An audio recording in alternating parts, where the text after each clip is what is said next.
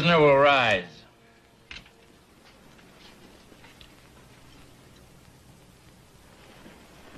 You've been convicted by a jury of your peers of the murder of a Ponderosa cowhand named of Walter Finn Harrell, which he come to town to play a friendly game of stud poker and wound up getting himself killed. It is therefore considered and ordered by this court that you, Isham Troxell, shall suffer the punishment of death by hanging in the week commencing Sunday, September 6th, the year of our Lord, 1868, and may God have mercy on your miserable soul. Your Honor, my brother's let that be a lesson to any other scissor bill which they get caught with an ace up their sleeve and try to shoot their way out of it. Your Honor! Court's adjourned. I demand a hearing. Don't worry, Ice. He ain't gonna get away with this.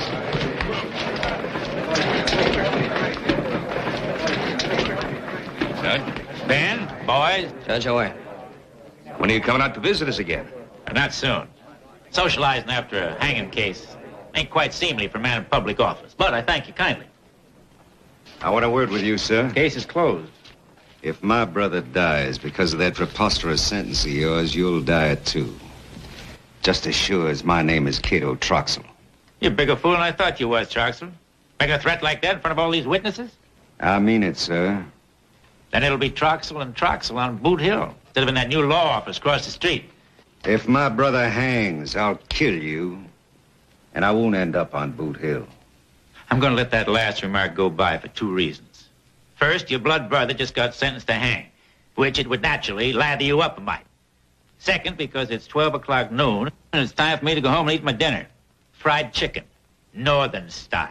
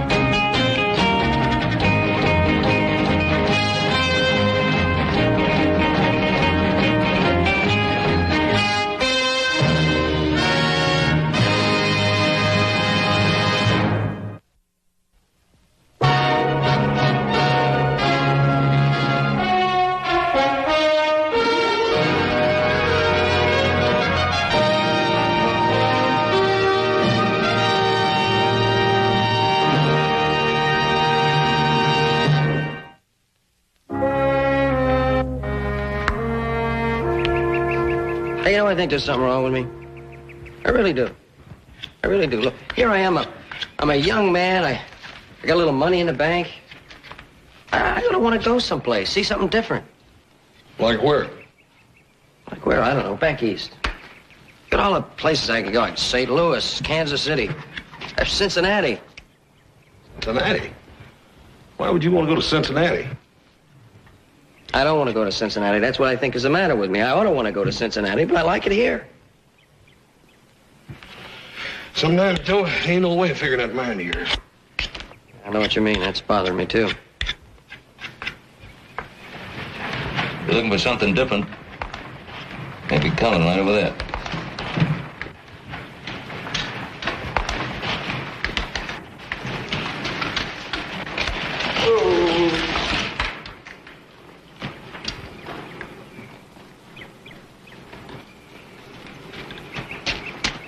Howdy, are you Mr. Ben Cartwright? That's right. It's him. I should have known. They said you was a bossy-looking galoot. With two sons, one fat and one pretty. Yes, that seems to be a pretty fair description. This here's Hoss, the fat one. And this here's the purty one, Joe. And who are you? I'm George. And that there's my Uncle Enos. Enos Blessing, at your service, sir. Well, Mr. Blessing. How do you do, sir? I am here to remind you of your mortality. Someday, a stone like this is going to mark your final resting place.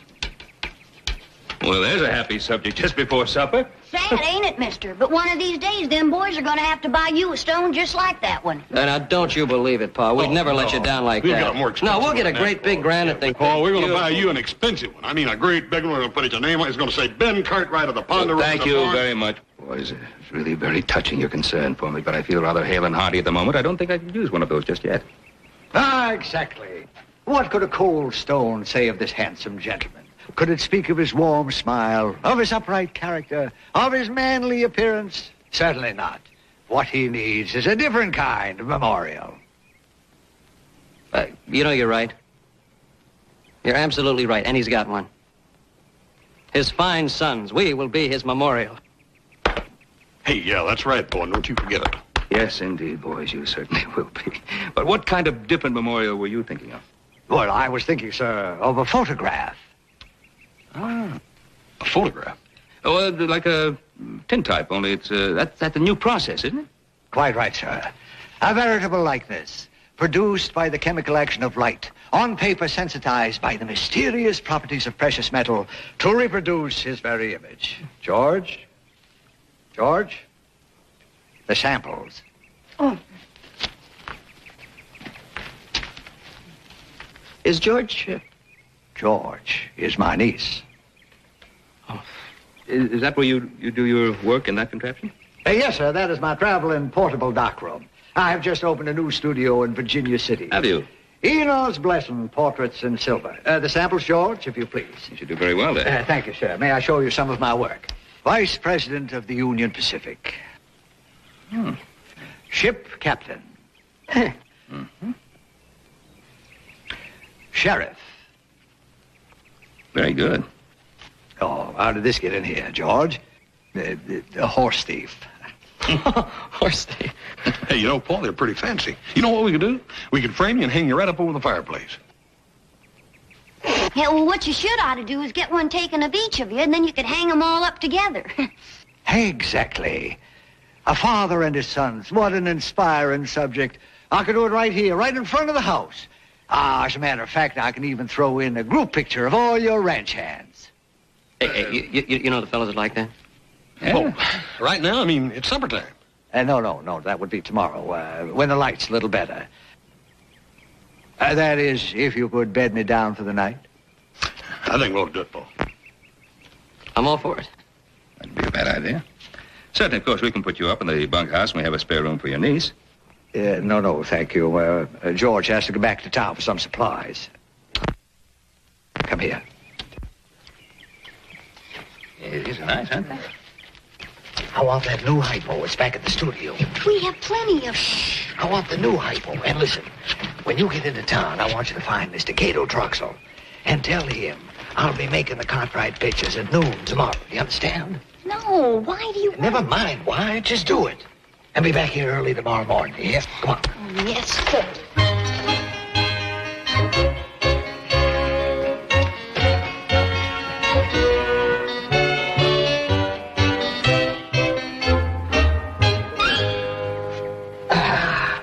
Yeah, now we're all ready. I'm just waiting for Mr. Hoss. Where's Hoss? Can't you hurry up, Hoss? Oh, well, we can't hurry this, Mr. Cartwright. This is going to take all morning. All morning? Yeah, well, this is a complicated chemical process.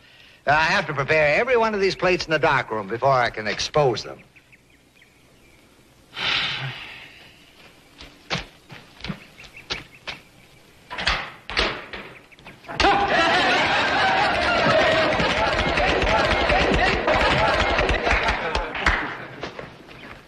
What took you so long?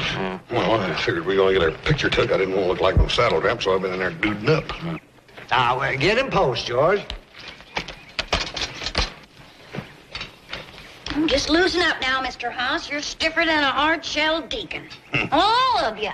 The whole sight better off to have settled with that tombstone, I'll tell you that. All right, now. Now, look this way, everybody. I want you to watch Georgie. That's fine. Now, smile. Hold it.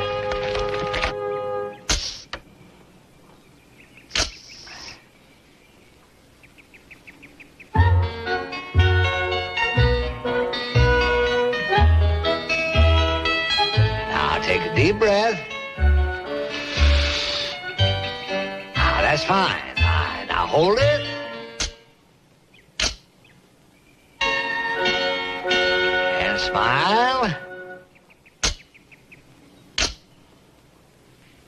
Now, very dignified, Mr. Cartwright. That's fine. Now hold it. Now, watch the birdie, Mr. Hoss. Beep, beep, beep, beep, beep, beep. That's fine. Hold it. All right, now, smile. That's fine. Now, hold that.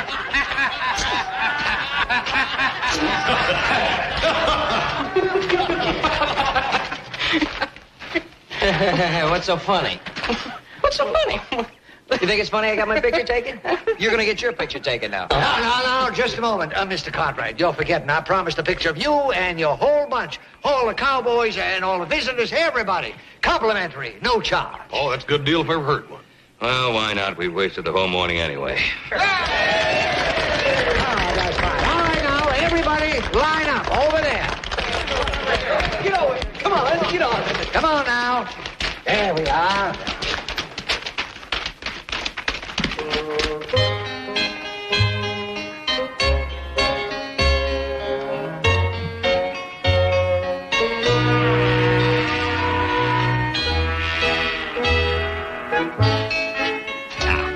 All set now? All right, now, everybody freeze now. And smile a little. Oh, that's just fine.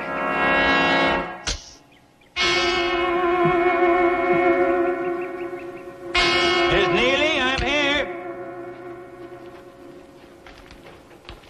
I made you a promise, sir. I'm here to keep it. I'll make you one. You pull that trigger, you'll hang higher than your brother did.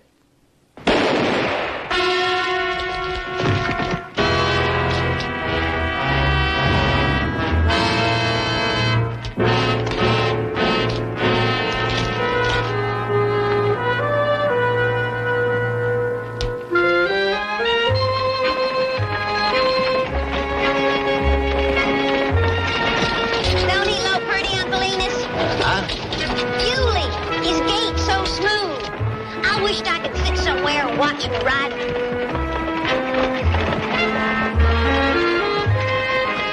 What you looking at? How's landscape here? Just look at those hills.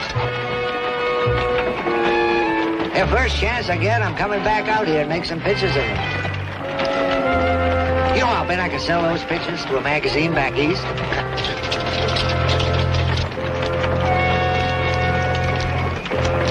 Hey, here comes Mr. Troxel. Oh! Georgie, maybe you better take a little ride somewhere. I want to talk to Mr. Troxel private.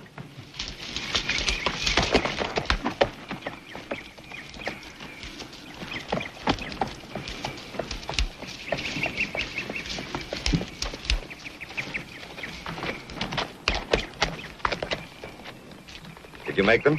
Yeah? The group photograph, too? Yeah? Do you have the plate prepared? Certainly. All right, get out your camera. Not before I see the color of your money. Here you are. You can count it later.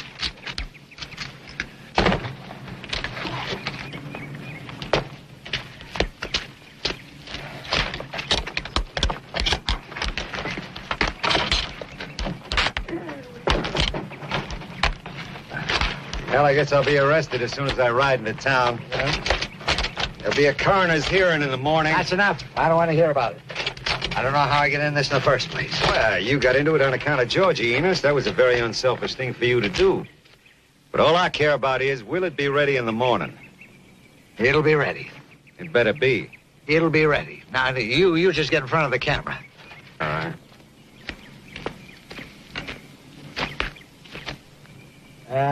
No. That's too close. You'll have to go back about 5, 6 feet. Right there. That's fine. Now turn around, face me. We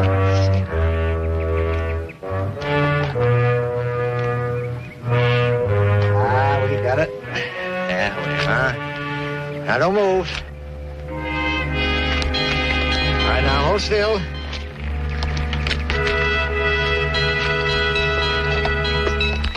Ready?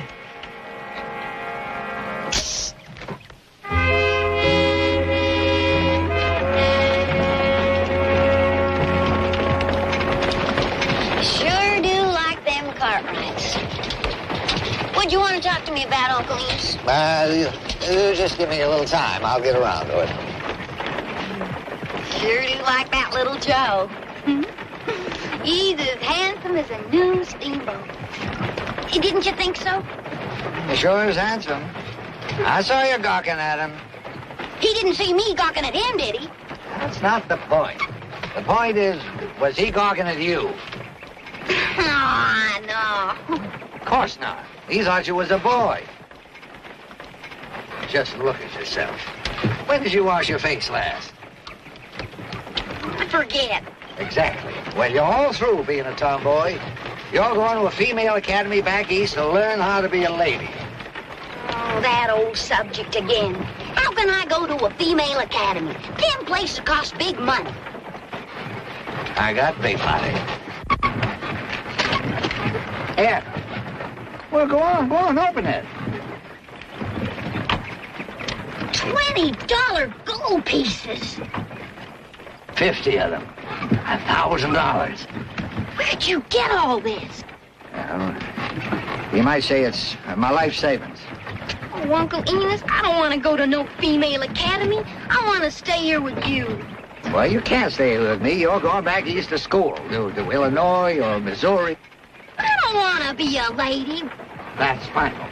I'll join a medicine show. I'll become a saloon girl. I'll marry a gambler. You can marry a Paiute if you want to, but not until you're a lady. I'm going to help you pose your pictures and work with you in the dark room and poach your eggs the way you like them. I'll poach my own eggs.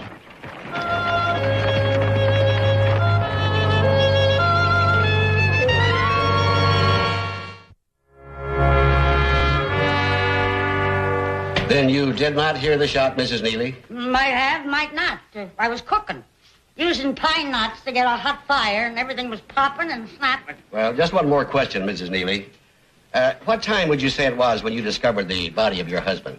Well, I can't say exactly, Doc, but I think I can come to it through my fried chicken. I always give my chicken a good 40 to 45 minutes. Put it on about 11:30. Because he joins his court right at noon. Then it takes him 10 minutes to come home, feed his horse. Then he washes up and sits down at 1:15. I mean, he used to. Anyway, my chicken was just about done when I heard him come riding up. And he didn't come in, and he didn't come in, and so I went out to see what was keeping him, and there he was. Fried chicken was his favorite. Then you would say that he was shot a few minutes after 12 o'clock noon? Yes, sir. That's all, Mrs. Neely. Thank you.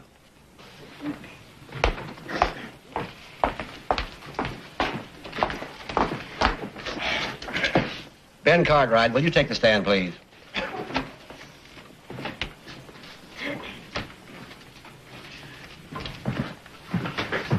You swear to tell the truth, the whole truth, and nothing but the truth, so help you God? I do. Be seated. On Tuesday, September 1st, did you overhear a conversation between Judge Neely and Cato Truxell? Yes, sir, I did. Would you like to tell us about it? I'm right over there. I heard Cato Truxell threaten Judge Neely. Said that if his brother was hanged, he'd kill Judge Neely. Thank you. That's all, Ben. Thank you. Just a minute. Acting as my own attorney, I'd like to ask the witness a few questions, if I may. I guess it's your right. Thank you, sir. Mr. Cartwright, yesterday a man named Enos Blesson came to your ranch and took a group photograph of you, your cowhands, and all your visitors? That's right. At what time was that group photograph taken? About a little after 12 noon, I guess. Well, then, anybody who was at the Ponderosa at the time that group photograph was taken couldn't possibly have shot Judge Neely, huh? Well, no. Don't you remember seeing me there at 12 noon or a little thereafter? I certainly did not. Well, you were facing the camera at the time the photograph was taken. All your visitors were lined up behind you. Yes? Well, then I could have been there and you mightn't have seen me. Well, why would you want to come to the Ponderosa? I came to make you an offer on your Lake Tahoe property. Mr. Corner, he didn't make me any offer on any Lake Tahoe property. Well, you were so busy, I thought it better to come back another day. No, sir, he didn't make any... Thank you, sir. That'll be all. Mr. Coroner, may I testify in my own behalf? That'll be all, Mr. Cartwright.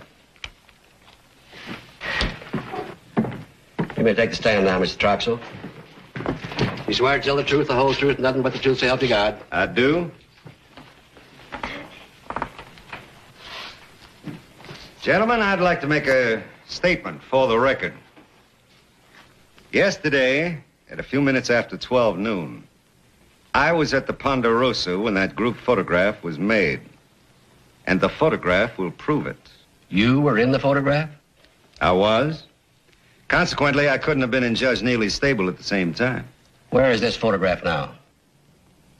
Well, I don't rightly know. I suppose Mr. Blesson has it. Didn't see me in any photograph. This hearing is adjourned to the photographer's place. The jury, the witnesses, and the prisoner will come along with me.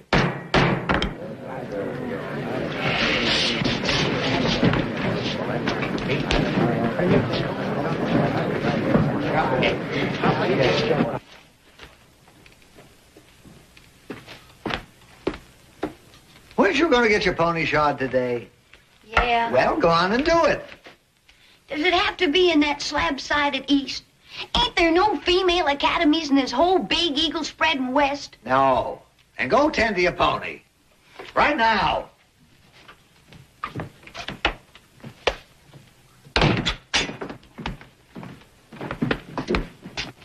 Yeah, yes, sir? I'm Dr. Martin, county coroner.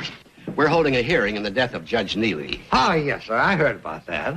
Would it be all right if I bring my jury in, please? Oh, of course. Thank you. You may come in, gentlemen.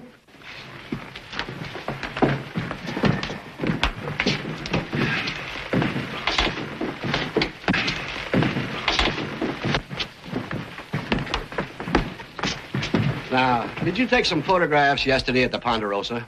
Yes, sir, I did. I'd like you to produce them for the inspection of the jury, please. Oh, well, now, those are the property of Mr. Cartwright. Oh, Mr. Blessing, I wish you would produce those photographs. Yes, sir. The one you made about noon yesterday, the big group photograph. Yes. Here it is.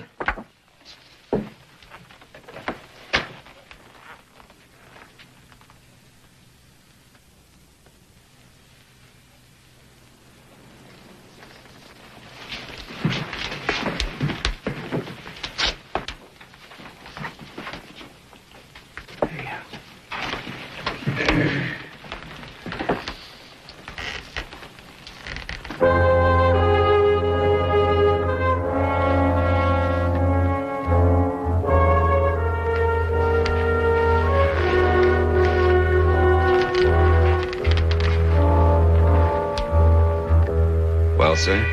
Oh, you're in it, all right. Gentlemen of the jury, looks like our verdict is clear. Death at the hands of an unknown party. Well, I guess you won't be needing me any further. No. Thank you, sir.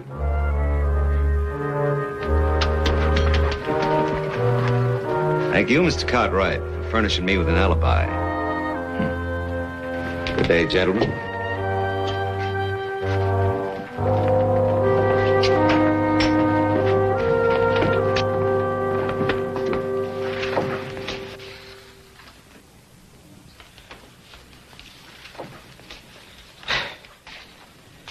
I wish we'd never seen that photographer. Gave Troxel a perfect alibi. Well, if Troxel's innocent, Joe, I'm glad we did see the photographer. I'd hate to see an innocent man hanged. Well, I say he's guilty. Well, Joe, there he is, right there in the picture. Did you show the picture to all the hands? Yes, of course I did. Nobody remembers seeing him there. Well, look, what about the men in the back from the Double H? Maybe we went over and talked to them. Maybe they know something. Joe, what good's that going to do? If he's here, he is here, and he's there in the picture. All right. right, so he was here.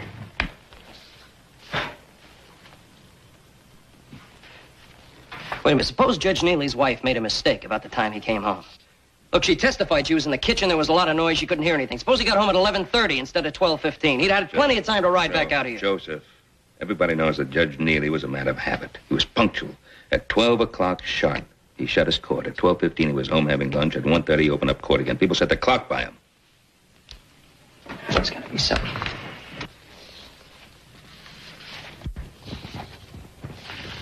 All right, he was here. All right, he was here on the Ponderosa when the picture was taken. Suppose he didn't kill the judge. Suppose he hired somebody to kill him. Troxell's got plenty of money. There's plenty of guns for hire in Virginia City. All right, what are you going to do? You're going to go around to everybody who wears a gun and say, did Cato Troxell hire you to kill Judge Neely? Is that what you're going to do? No, I'm going to go talk to Cato Troxell. Oh. And what's he going to tell you he didn't tell the coroner's jury? Oh, maybe the coroner went about it the wrong way. I guarantee you I can make him talk. Oh, can you? How, with your fists? Yes, if I have to. Oh, very good. By all means, use your fists. Why don't you try using your head sometime? You might eventually get someplace. Oh, go on, start swinging. Haven't seen a good fight in weeks. You're not going to see one now either. We're having a family talk. Is that any of your business? No, not at all. Well, then why don't you stay out of it? Go take a ride or something. Joe. You mean you're not extending the famous Cartwright hospitality? All right. The boys said the picture was here. I'll just have a look at that and leave.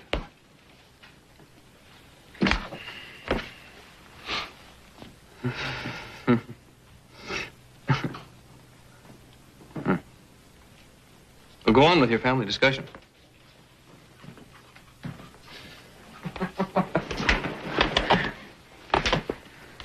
Were the boys resisting one of your fatherly lectures, Mr. Cartwright? I'm not in the habit of giving fatherly lectures. And if I do, it's possibly because they're needed. Might have been a good idea if your father had given you a few. Oh, he did? Well, obviously, they didn't have much effect. Oh, yes, he did. I left home.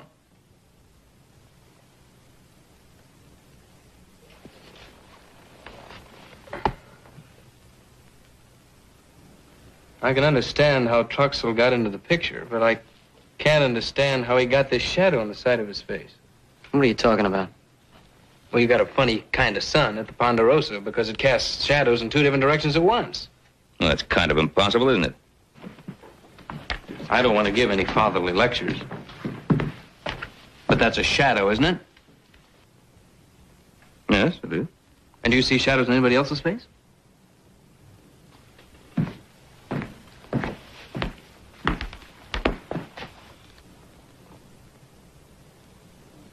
It's funny, isn't it? You think that's funny? You should have seen what happened to me in St. Louis once. Young fellow was doing a couple of tintypes of me. He was new in the business. He got mixed up, and he put both pictures on the same picture. And I came out looking like twins. What's that got to do with Cato? I didn't say it had anything to do with Cato, but just thought I'd throw it into the general pot of interesting information. Can we? You said this fellow made two pictures of you on the same picture. Same picture. Called it a double exposure. Now, if a photographer can make two pictures on the one picture by mistake, why couldn't he do the same thing on purpose? Couldn't Troxell have got Mr. Blessing to make this double exposure, putting Troxell in this picture without Troxell having been here in the first place? I think somebody better go have a nice talk with Troxell and ask him some questions. No, not yet, not yet. What are we going to do? Well, just let me think for just a minute, will you? Now, if this is a photographic trick, and there are two people involved in this murder, Mr. Troxell and the photographer. Now, let's take Mr. Troxell. He's got a legal mind. He thinks things through very carefully. He'd be prepared for almost any eventuality. Our photographer friend, Mr. Blessing, he's a different kind of man. I think he could be persuaded to help us out. Pa, what are we waiting for? For me to finish this last turn, for you to get the horses ready. Now, let's get.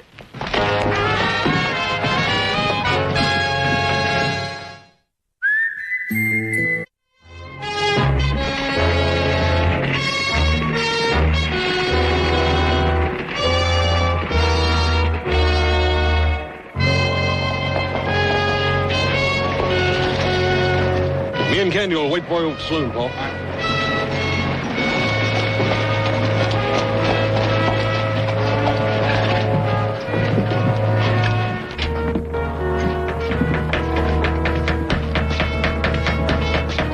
George? Oh, howdy. Can I help you? Well, I was looking for your Uncle Enos. Is he around? Oh, no, sir. He's out on the Carson City cutoff making some pictures. Ah. He sure makes some good pictures, doesn't he? He sure does. Had to put that one up because everyone was coming in and asking to see it. Yeah. Tell you what, George. George? Huh? George, you tell your Uncle Enos I'd like to have one of these for every single person in it.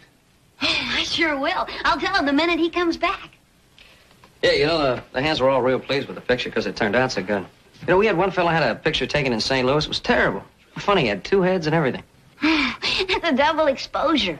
Must have been a beginner. Uncle Enos doesn't make mistakes like that. We'd better be getting along. Tell your Uncle Enos we were to see him. We'll see him again. Sure will. Bye. See you, George.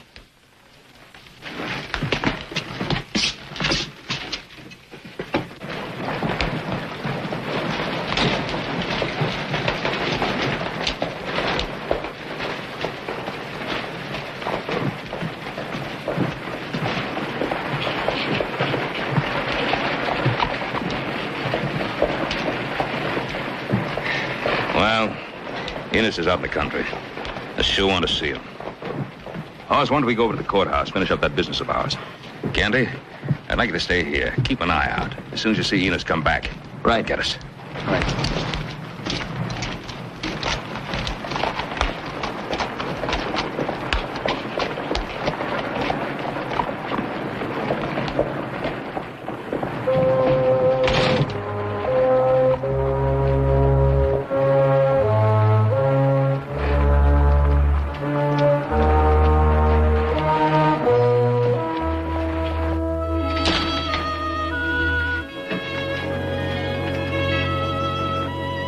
Hello. Howdy. I thought I saw Ben Cartwright come in here. I want to talk to him. Come and about- gone, Mr. Troxel. Oh, well, whatever he wanted, it didn't take him long, huh? Oh, no. He came and bought a whole bunch of them group pictures. Oh? Yeah. Oh, they think a lot of Uncle Enos's work.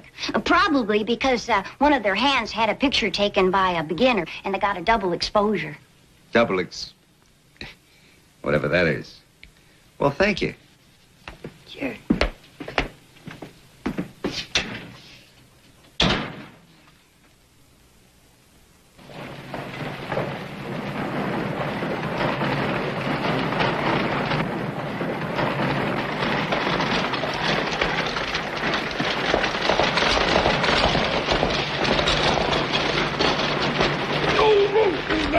Who do you think that you're bumping into? Let me go, Roscoe. How did you know my name? How did you know my name? Let me... Candy, my old friend Candy. How you been, Candy? I'm in a hurry, Roscoe. Candy, I want your unvarnished opinion of me. You're an upstanding citizen, Roscoe. Now I gotta go. Thank you, Candy. There's a little apple knocker in there that says I am a big fat liverwurst. He's drunk. He's belligerent and he wants to fight. You go ahead and fight him, and let me go. Candy. I'm sorry.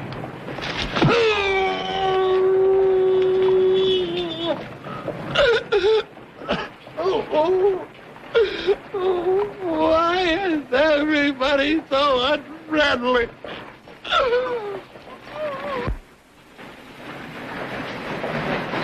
Jumps Candy in a big hurry. Well, after you left, Troxel came out and went in the photographer's place. When he came back out, he mounted up and rode off south. South? That'd be the Carson City car. That's what Enos is. Well, let's go. I'll get my horse and catch up.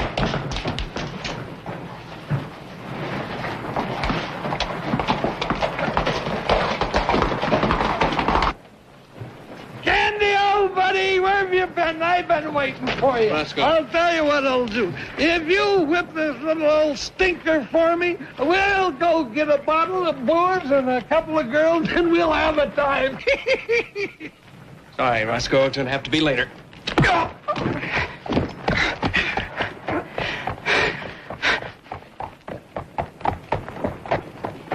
You know, for an upstanding citizen, I'm down more than I'm up lately.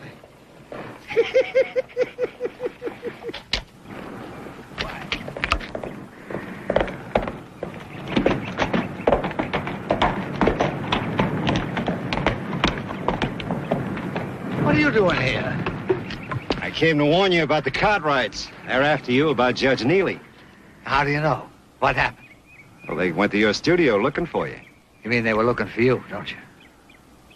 You're the one who pulled the trigger, not me. Now, you know there are only two people who know that. You and I. And that puts me in a very unfortunate position. Why? Well, they're going to want you to talk, and you probably will. Oh, now, you know I won't talk. I wish I could believe that. Now, but, why would I talk? Because you're a born loser, Enos. It's an old adage. Never trust a loser. No.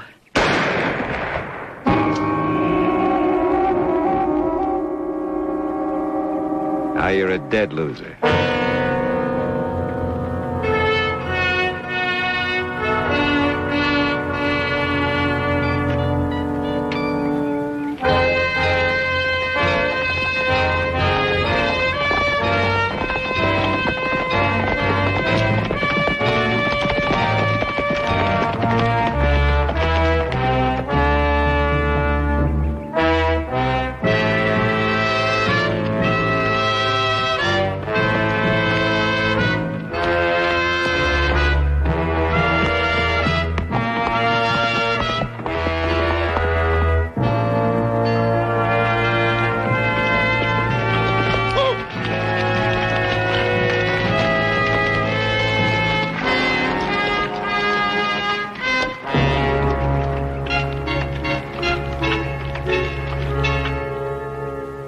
Cato Troxel killed Mr. Blessing the same as the judge, and I'll stake my life on it.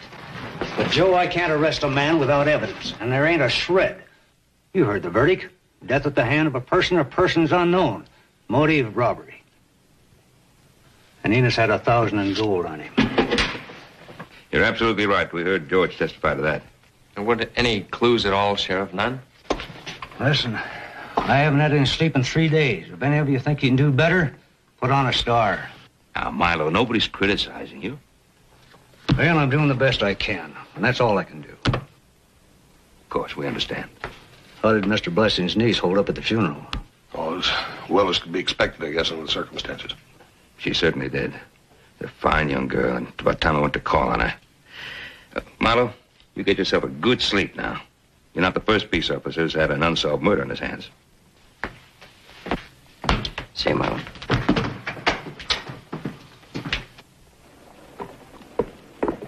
Oh, you want us to go with you? No, I'll go by myself. See you back at the ranch. Right.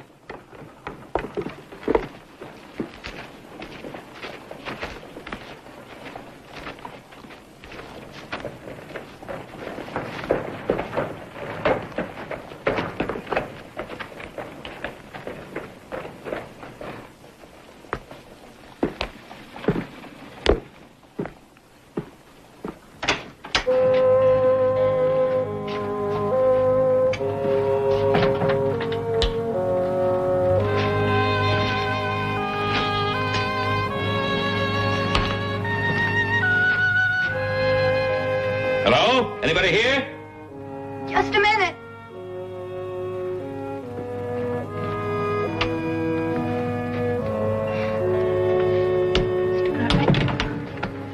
Hello, George.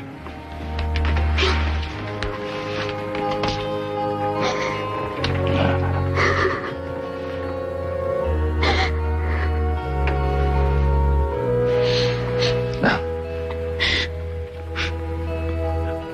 Come on now. gotta be a brave young woman. Try.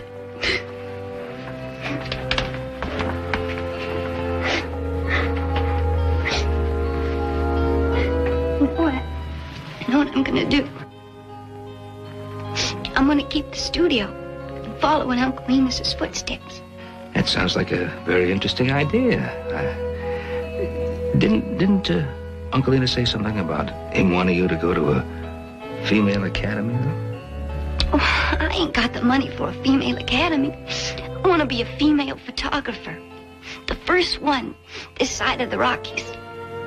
Well, it's a very laudable ambition. You think you could do it? Sure I can. Come on, I'll show you. I'm making some friends.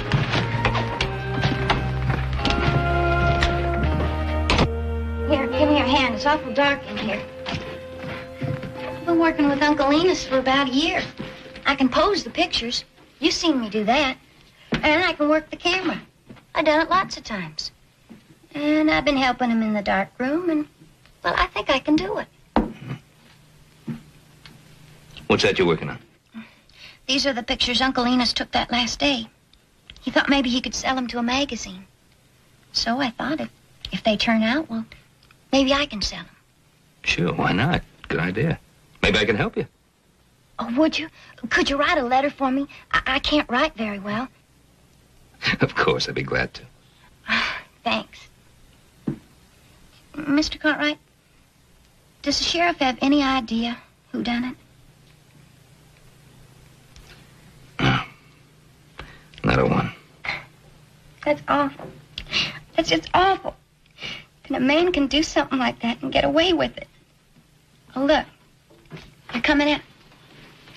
Look! Look!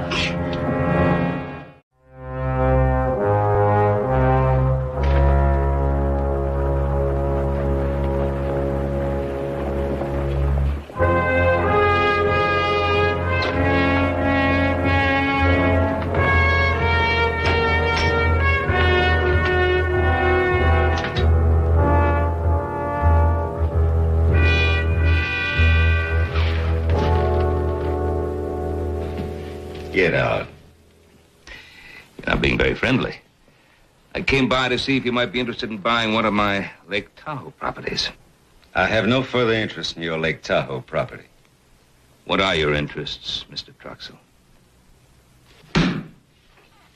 Chiefly getting you off my back. You're becoming a nuisance, Cartwright. You're libeling my reputation, besmirching my character, and damaging my legal practice. I want it stopped. If it isn't, I'm going to take you to court. You know, I think that might be the last place I'd want to be if I were under suspicion of murder. Now, if you're referring to the murder of Enos Blessing, there isn't a way in the world you can connect me with that crime. And if you mean Judge Neely, I've been exonerated by photographic evidence. And photographs don't lie. Yes, you're right. Photographs don't lie. I must agree with you. That's why I thought you might be interested in this photograph.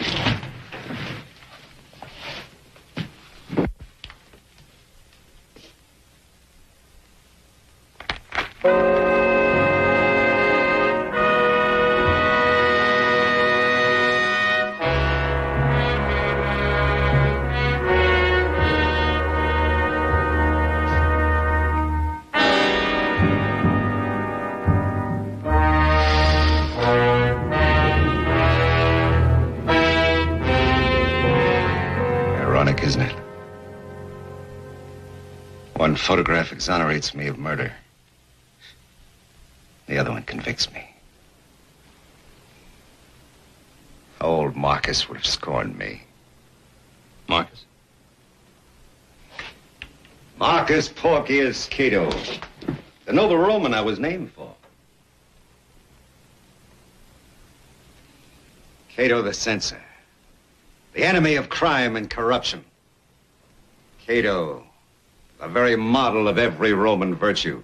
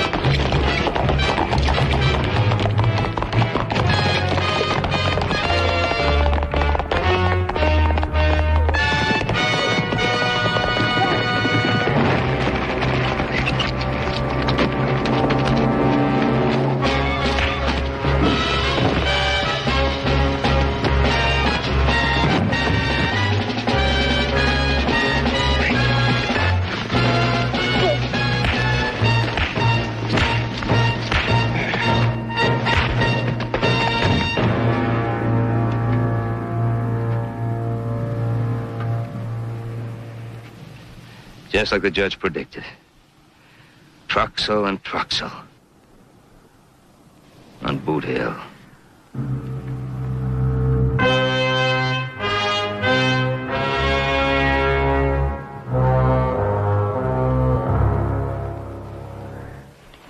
You ride Oldie once in a while, you hear? I don't want him to get rusty in the hinges. I'll ride him, Georgie.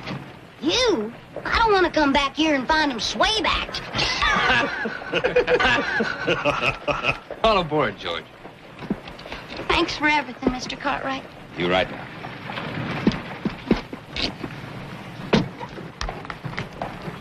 Hey, don't forget. Promise to come see us on your vacation. Well, I hope you all recognize me. I'll be as ladylike as a hog on ice.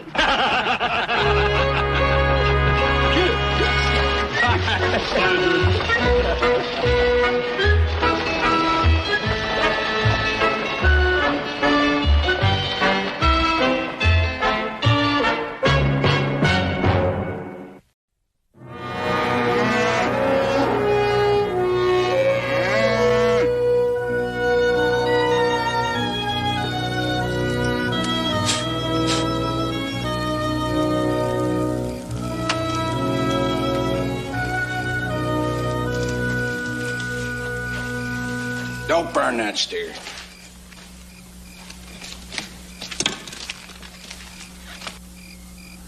Marcus Alley.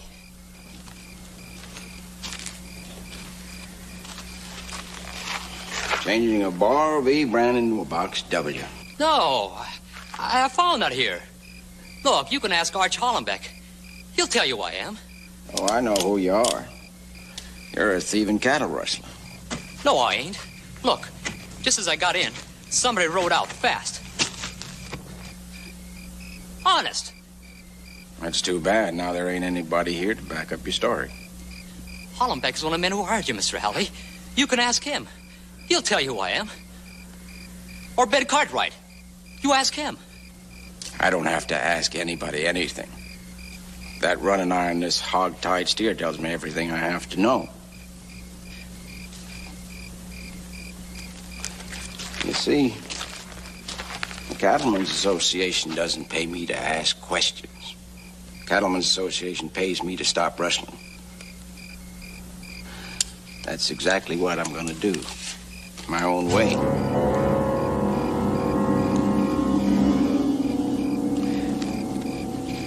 Now you can go for your gun. I don't want to go for my gun.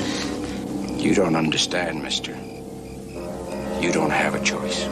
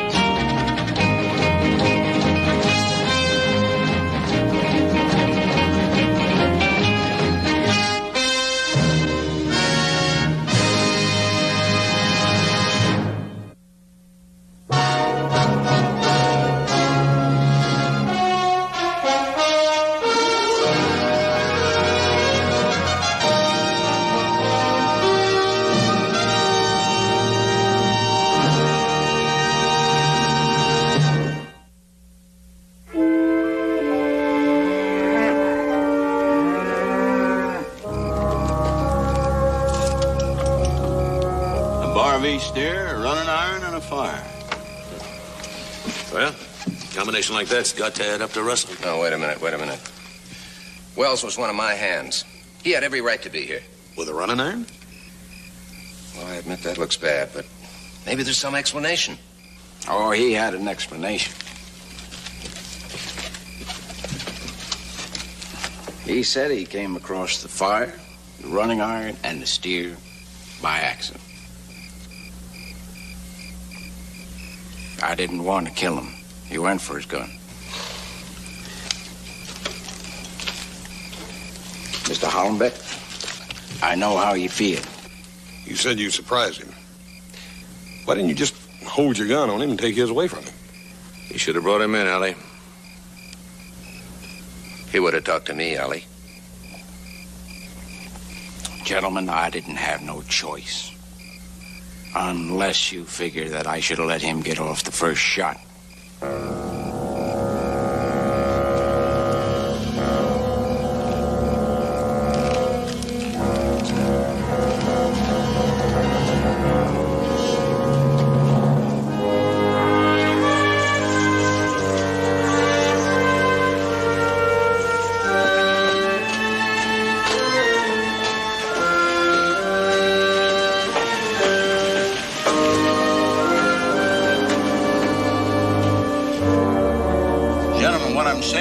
I believe that the man that you hired as range detective and the man that I deputized is telling the truth. Now, if the Wells story is correct, there'd be another set of tracks coming into the fire and going out. And there wasn't any. Just shows you how wrong you can be. I'd have sworn Wells was an honest man. That seems to wrap it up, Roy. But much obliged. All right, Ben. See you later, boy. Well, Roy, Allie is waiting outside. Would you ask him to step in, please? I sure will. Thank you. Why do we have to see Allie again, Ben? He's not on trial, and we're no jury. Well, there's been some question about the way he's been doing his job, and since we're his employers, I think we should tell him our investigation proves that his report is completely accurate. Well, I'm going on record as being dead set against everything that he's done in this case.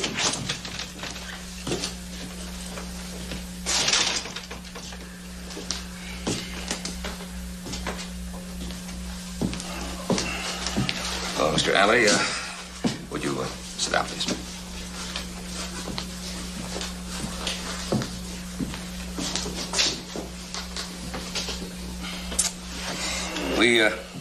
We wanted you to know, Mr. Alley, that the sheriff has corroborated the report that you made to us. Allie, the association is satisfied that you shot in self-defense. The association also wants to impress on you, Mr. Alley, that the next rustler you catch, you bring in alive. Well, I'll agree to that if the association can guarantee that the man won't draw on me. Nobody's expecting you to let yourself get shot. We just want to be sure that there's You just want to be sure that there are no more surprises. What's that supposed to mean?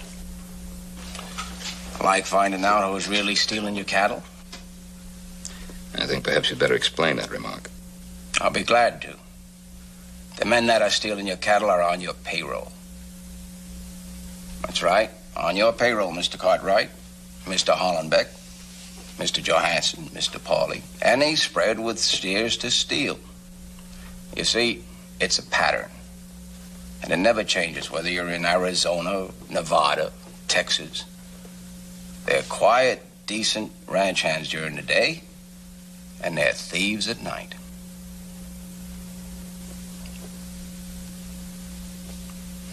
Well, just think about it now. Who else knows the country, the herds, the back trails, even in the dark, but the very men that work them day in, day out? I tell you, there's nothing worse and more dirty than a man that'll steal from his employer. And I'm not going to lose a minute's sleep over some fool that gets killed trying to draw on me.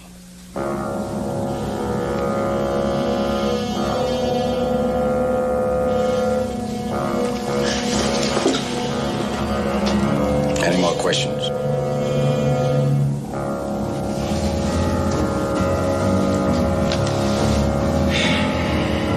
No more questions. Fine. Then I'll be getting on with the job you gentlemen obtained for. Good day.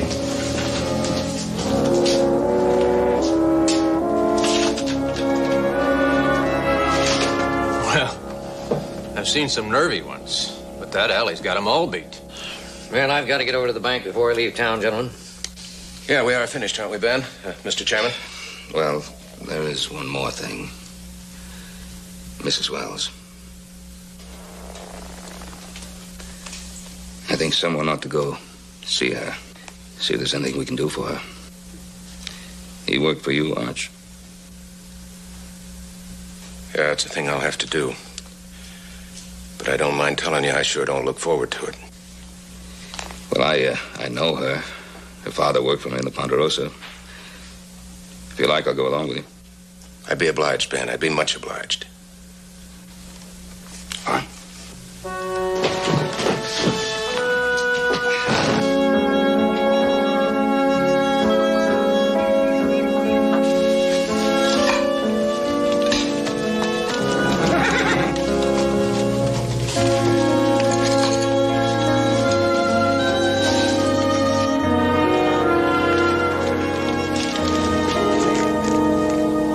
Wrong after all. What? Mr. Hollenbeck did come. Mr. Cartwright's with him. Ben Cartwright?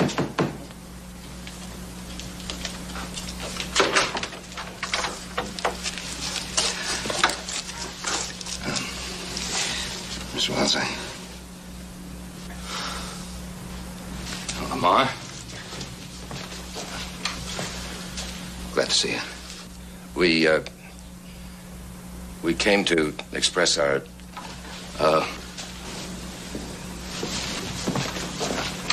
As well as Mr. Hollenbeck and I came by to see if there was anything we could do. Do? Thank you, no, gentlemen. I don't think there is anything to do under the circumstances. Mr. Cartwright, Prudence is going to come to live with me. Fine idea, Lamar. Very fine. We're deeply sorry, Mrs. Wells. You weren't sorry when you hired the range detective. Why be sorry now? Prudence, hush. I won't, Papa. That's the way I feel. Nobody's sorry except you and me. The cattlemen are getting what they want and hiring strangers to kill anyone they want. Mrs. Wells. Harlan was wrestling. There was a hot running iron in his hand. And that's good enough reason to hire a gunman from somewhere and murder him. Oh, Mrs. Wells. Mrs. Wells says, well, I'm sure you didn't know anything about it. But there was a pretty large organization. And they were rustling hundreds of heads of cattle. Mr. Cartwright, I did not know about the organization, but I did about Harlan. He took that steer. I'm sure of it.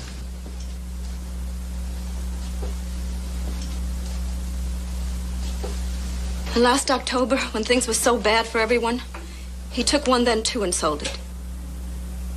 I don't know where, but he sold it. He was going to sell the one he took last week, too. How much a steer now, Mr. Cartwright? $14? $16, Mr. Hollenbeck? Yes, he was wrong. I admit it. He should have been sent to jail. With shame, I admit it. But did you have to hire someone to shoot him from 10 feet away? How do you pay your Marcus Alley, Mr. Cartwright? By the dollar value of the beef? 2 steers, $30? How do you pay your Mr. Alley? In silver?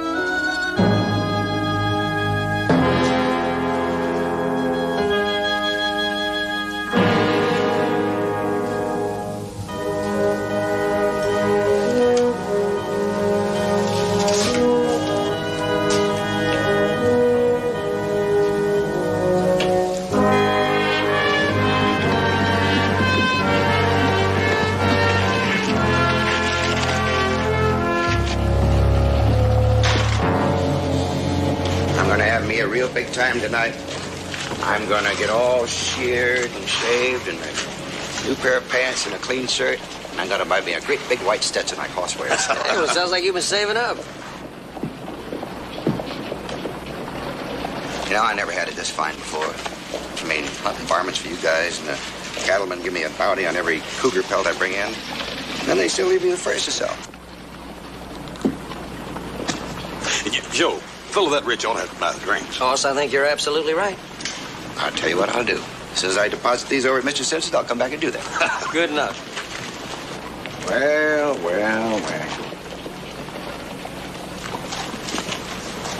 Josiah Heath.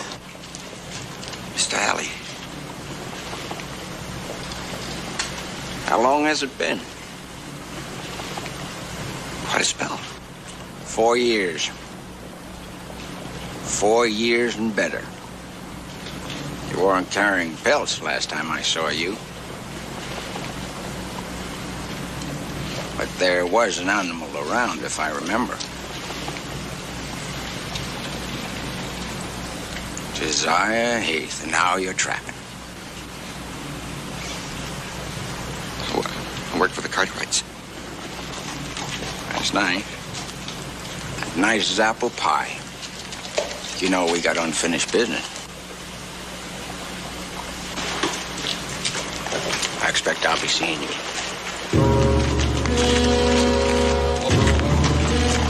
Come to think of it, I'm sure I'm going to be seeing you one last time.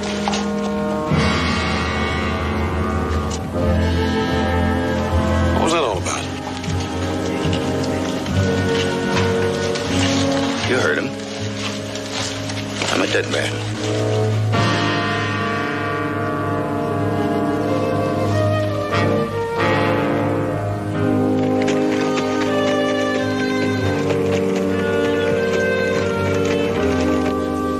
Allie caught us cold. Me and the 2 Tazewell boys that lived in that hard scrabble place right next to ours. Running irons, changing brands? No. No running irons. No fire. Hard times in Texas then. It was the early spring of the big blizzard winter of '64. We'd lost every head we owned. So had the Tazwells. For 3 months, we lived on shadow soup, rabbit track stew. And we happened on this little stray belly deep in the bog. We got a rope around it and pulled the little critter out. The little thing could scarcely stand. It sure to died if we hadn't happened along. But now, that don't change the truth. We were stealing beef that didn't belong to us. And Allie caught us. You tell him you pulled the steer out of the bog, that you were hungry? Yeah, we told him. But like I said, the why of it didn't matter, leastways not to him. Well, what'd he do? He told how he hated rustlers, scum.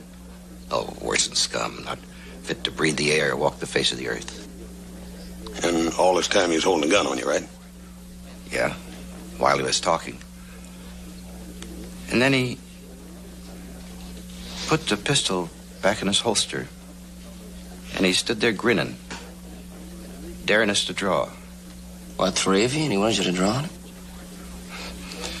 Well, 3 to 1's pretty big odds. But not when gunfighting's your business. And the 3 are scared. But you got away. Benji Tazwell drew on him first. And then Hack. And Allie gunned him down. But he took a bullet in the leg and I got away. Well, that was in Texas and a long time ago. Yeah, 4 years. 3.5 I've been working for you all. I ain't ever been in any trouble since. That don't make too much difference to Mr. Alley. One thing he hates worse than a rustler is the one that got away. Here comes Alley now with Hollenbeck and Allison.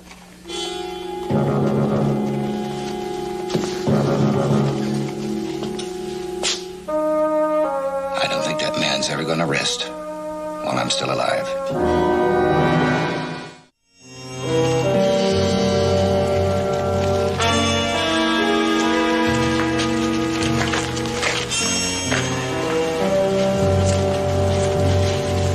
Crooked shoe, a worn thin, half-moon chunk out of it.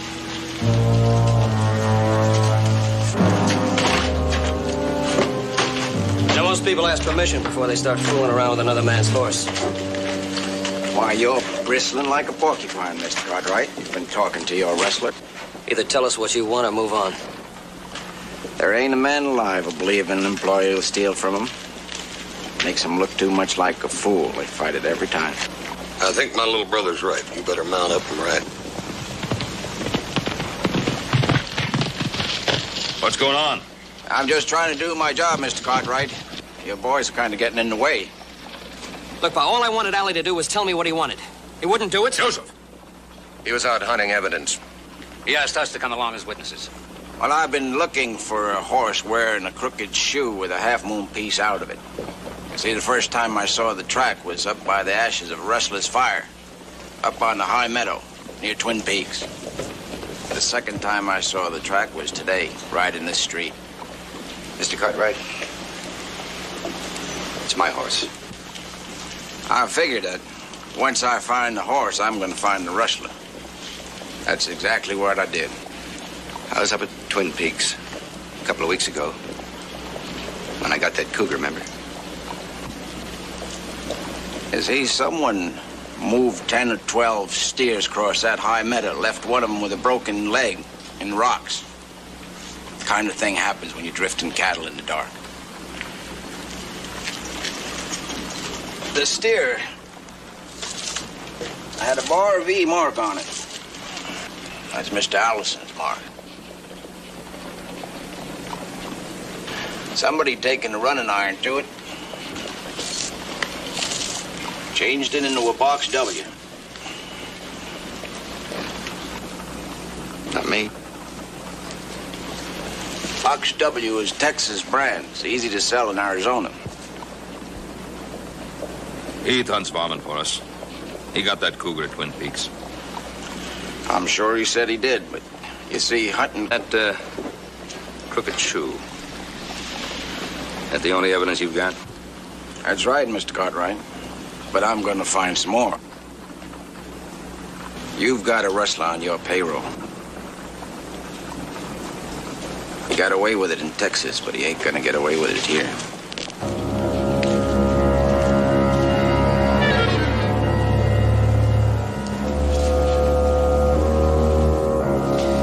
Well, you've had 4 years without any trouble. Apparently, the Texas authorities think that you've squared the mistake you made, too. Yeah, well, Marcus Alley sure doesn't. Tom? Mr. Cartwright, here's that lumber list. Oh, Tom, could you use another man on that crew building that bunkhouse addition? I sure could, Mr. Cartwright. From now on, you're on his crew, starting right now.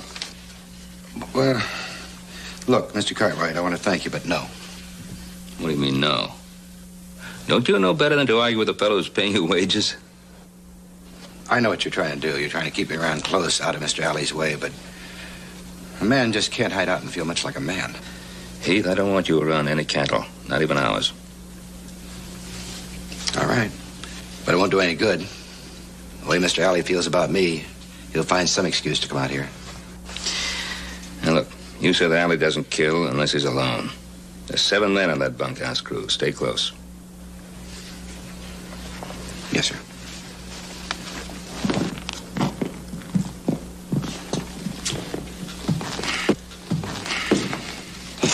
Marcus Alley's a killer. I say get rid of him.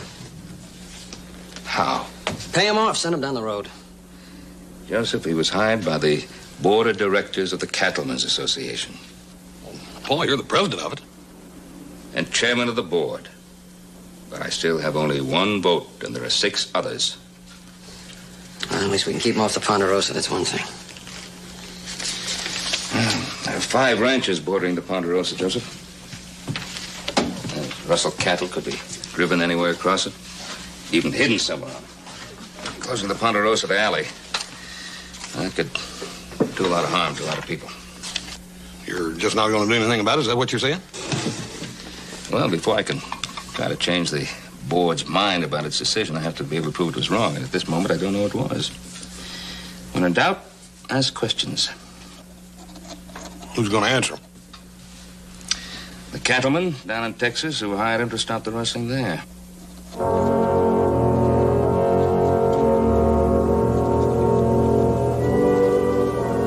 Urgently request you telegraph collect immediately your opinion, Marcus Alley, and the work he did in your area.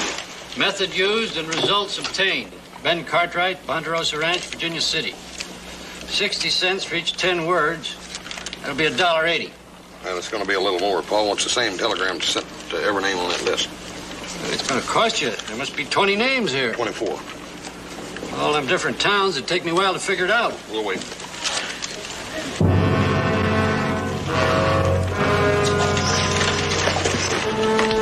Hey. Huh? Looks like we're late already.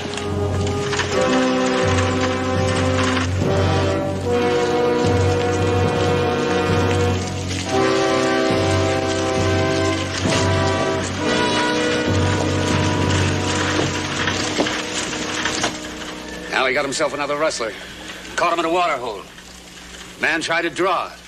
And Mr. Alley was alone and shot him in self-defense. Well, Alley was sure right about how blind we was as to what was going on. If we'd thought about it for even a minute, we'd have known that this one was one of the gang. And who was it? Lamar Forbes, that's who. Prudence Wells' pa.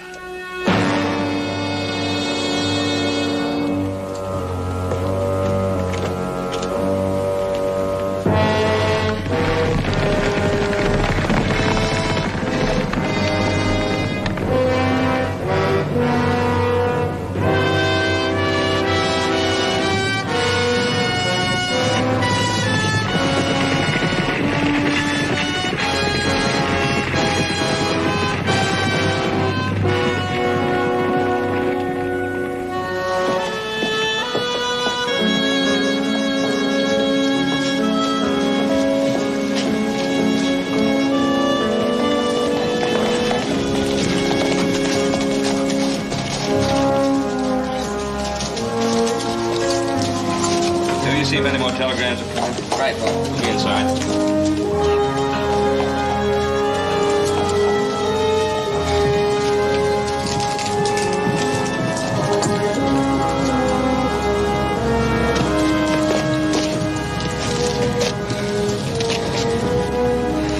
Prudence,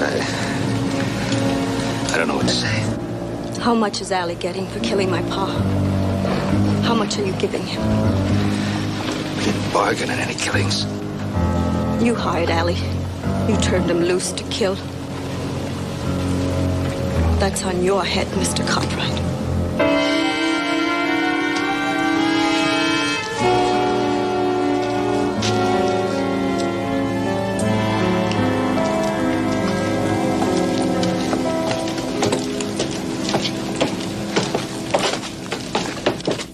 I object to Ben Cartwright bringing Hoss to a closed meeting.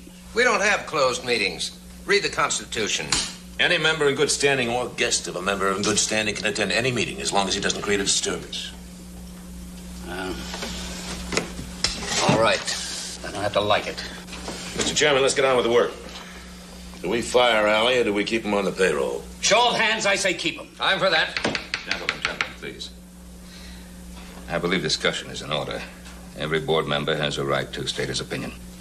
Well, gentlemen, I ain't lost a cow since he come here. I say keep him and pay him a bonus to boot. And I say he's a killer and worse than a hydrophobic dog. I say fire him. Fast. Sure, that's because you had 2 rustlers on your payroll and you're afraid you'll find more. You say they're rustlers. Never been proved in a court of law. Gentlemen, please, both of you, sit down. This is a discussion, not a shouting match. 4 of us had a meeting of our own before this one started. We're for Alley. And talk ain't gonna change our minds. Now, you other 3 got anything to say? Say it and let's get this voting over with. I had my say. I vote to fire him. Well, I have some telegrams here, which I'd like to... We heard about them. Good way to stack the deck. 20 replies to my inquiries. 15 of them say that Mr. Alley did a good job. He stopped the rustling. 10 of them didn't like the way he did it. In 4 years, Mr. Alley brought 28 men to trial. He also shot and killed 10 men.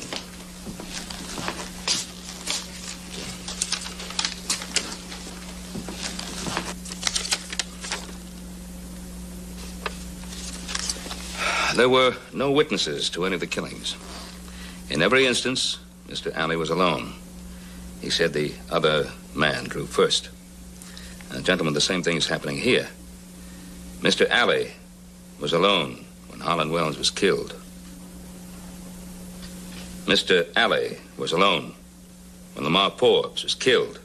They drew first. Since it's my hide you're trying to nail to the barn door, I think I better say something.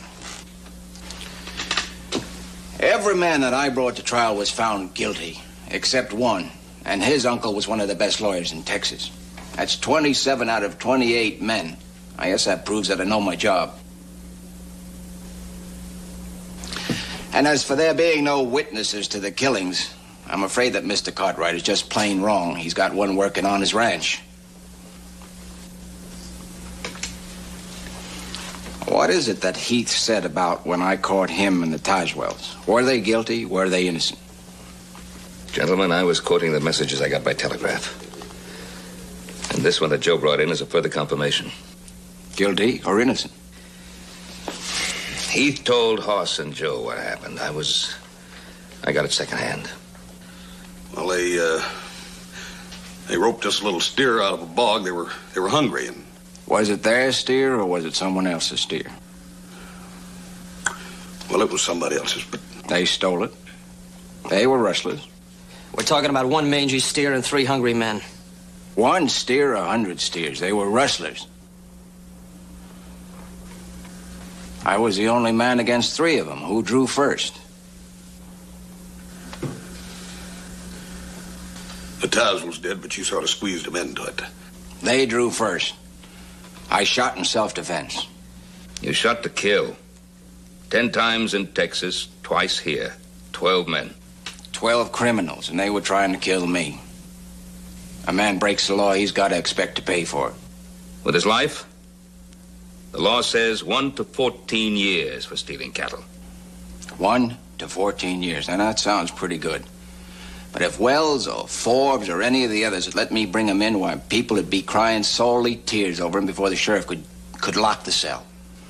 And the men that they stole from would be saying that they shouldn't get hit too hard for making one mistake. They only get a year in prison, and other rustlers come drifting in because, you see, a year isn't that much to risk. Those that are sent to prison, they'll come out and they do it all over again. It happens every time. But I'll say this, that the 12 men that drew against me, they stole their last cow. And all 12 were guilty, right? How can you be sure? I know, Mr. Cartwright. I always know. Show of hands, Ben. Let's take a vote. 4 votes to keep him. Count them, Ben. And 3 against. All right, so be it. You're still employed, Mr. Alley. But I must ask you to make every effort to bring in alive any wrestler you may find. Bring him in alive to stand trial. Unless he tries to kill me first. Alley, you have the confidence. You're the best.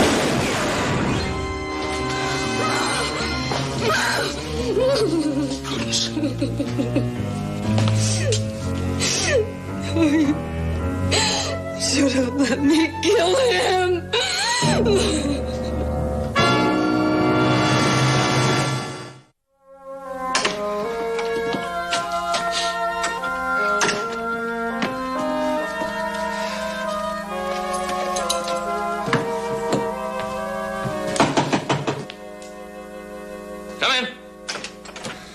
Mr. Cartwright, he's gone. Well, take it easy now. Take it easy. Gone where? When? He left for White Creek Breaks about an hour ago. Yeah. He went down the west slope to Devil's Parlor. I tried to stop him, but he pulled a gun. What's shooting at him?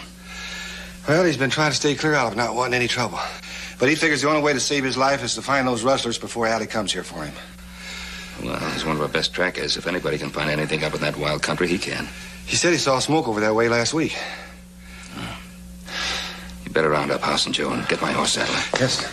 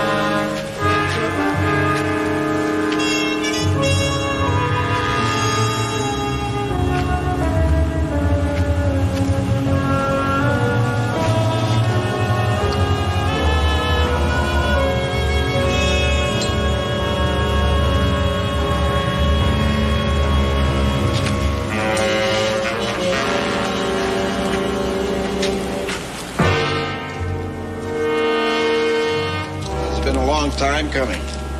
Well worth waiting for. Got away from me in Texas. Finding you up here is the best thing that could have happened. You led me right into the middle of it, like I knew you would. Mr. Alley, I've never been in this camp before. I got here 2, maybe 3 minutes before you did. You're all alike. Just can't stop stealing. Mr. Alley, I heard somebody ride off just before I rode in. You know, if I had $1 for every time I heard that lie, I could buy the Ponderosa. It's true, sir. It's a lie. Scum. Dirty the air you breathe, the ground you walk on.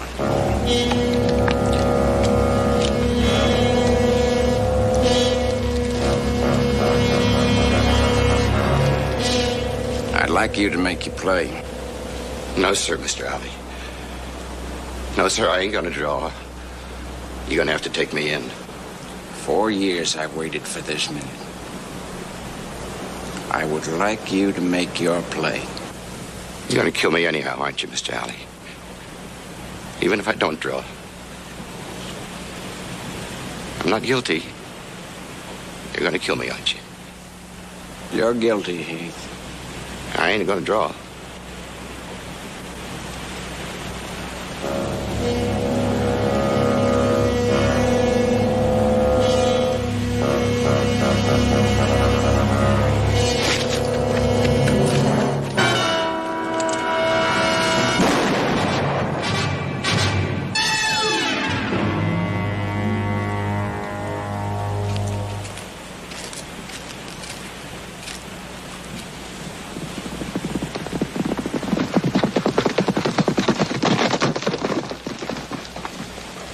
You're a couple minutes too late.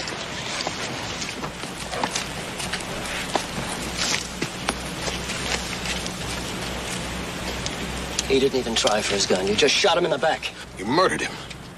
I caught a rustler. Tried to get away, I had to shoot him. Running irons in the fire, stolen beef. He found the camp and you followed him here. I killed a rustler. He said he heard someone ride away when he came in, but it's the oldest lie there is. I think it's the truth. And I think you're gonna hang. Maybe you'd like to try me first. Go on, reach for it. Joseph. Get the horses into cover. All but one. Hoss? Yes, sir. Get a blanket and lean to him.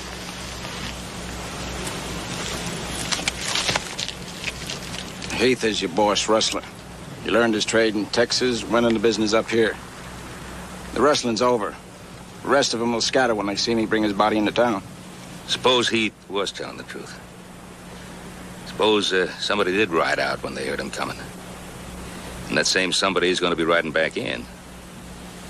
And then we'll have ourselves a real live prisoner. And maybe we can get to the straight of this.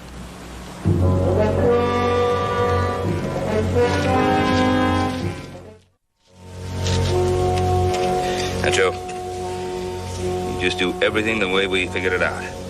Don't try to be a hero. Right. All right, now turn over.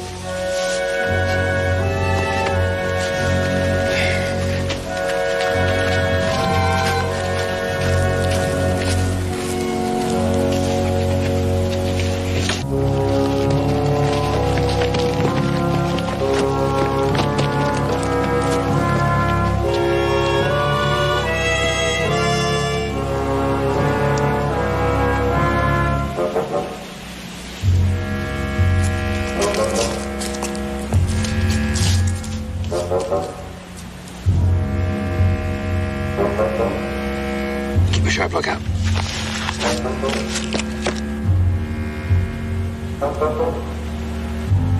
He was a rustler. You ought to be glad he's dead. He was a human being. A man just like anybody else. Scum. Just like all the rest of them. Dirty, filthy murderers. You gotta stamp them out when you find them.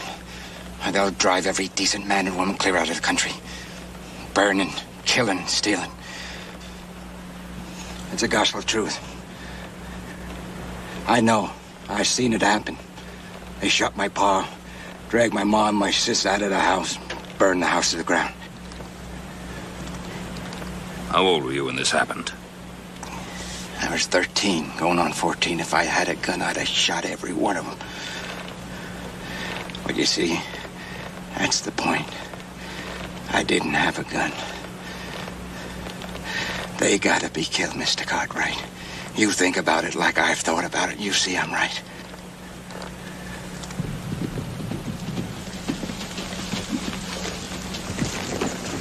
Hey, Paul. Paul. You can't pat them on the head and lock them up for a little while and let them loose to do it again. They gotta pay for what they've done.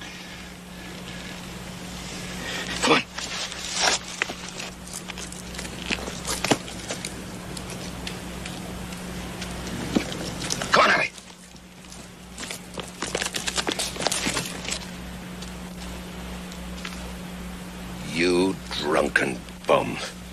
You were supposed to have moved those steers 2 hours ago. You haven't even changed the brands yet. I pay you all this money, and what do? You drink yourself stupid. Don't move. Don't reach for it.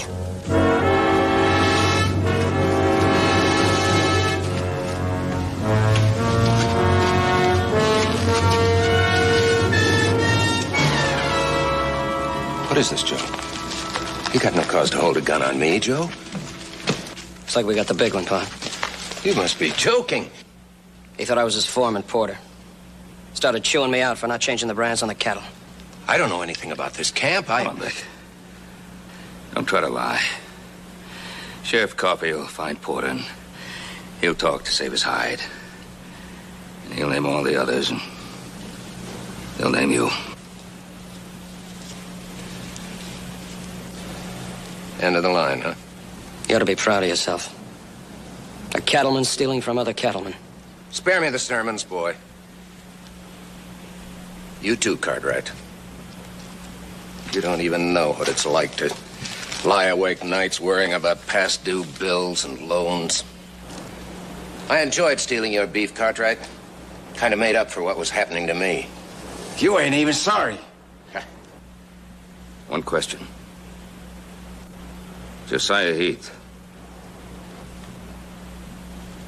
Was he one of your men? Cartwright, I'm not completely stupid. I knew that Heath was the one man I didn't even dare approach. He'd have told you before I was out of sight. Could have used Heath, too. If he'd been with me, he could have stolen you blind, and you'd never have caught us. You ain't even sorry. As soon as they let you out, you'll do it all over again. The killing and the burning and the stealing. I ain't gonna let it happen. I'm unarmed, and he was gonna murder me. Kill him! It's the only way to stamp him out. Killing him, don't you see? Kill him! Killing creates more problems. You've created enough of them. You're going to trial for murder.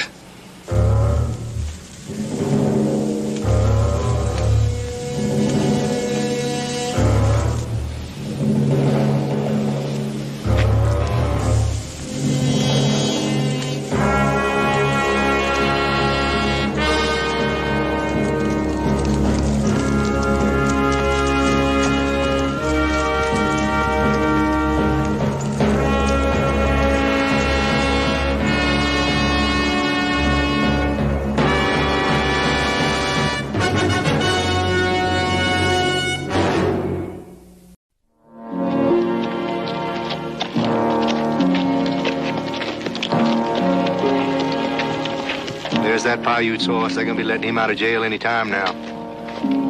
Some of you and the rest of that bunch can keep that deputy busy. I'll put this little surprise under that Indian saddle blanket. Deputy. Yeah? Boys. When's that Paiute coming out? Well, what's it to you? We got a little business with him. Look, now, we don't want any trouble. Get on out of here, will you? You two, get out of here. Come on. You just bring that Paiute out. And you, get away from that horse. Come on. That Paiute don't need no horse. We'll ride him out in a rail. Yeah, with some tar and feathers to keep him warm. That's right, ain't it, boys? Simmer down. We're not leaving till he comes out. Always a good day when you pay your taxes, Ben. Get Story County out of the red. What's all that noise about out there, anyhow? Well, nothing we can't handle. A friend of yours getting out of jail here in a little bit. A bunch of the town loafers getting together to greet him. Friend of ours? Who is it? Long Bear. Oh. What did he do this time? Well, he stole 2 corsets. That's right. He stole 2 corsets, swapped them for whiskey, and went on a window busting spree. I know the old guy had that much energy. All right, Long Bear. 2 corsets. Time's up. You can get out of here now.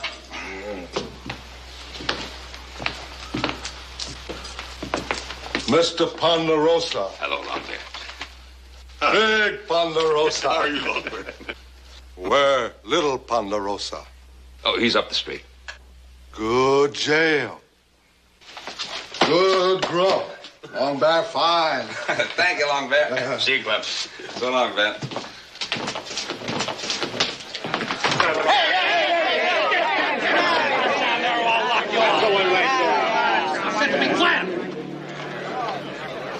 Long Bear. You better get mounted. Yeah, you better mount up and get out of this town and don't ever come back here. Get away from me, you dirty Paiute. That's enough handshaking, Long Bear. Come on. You all right,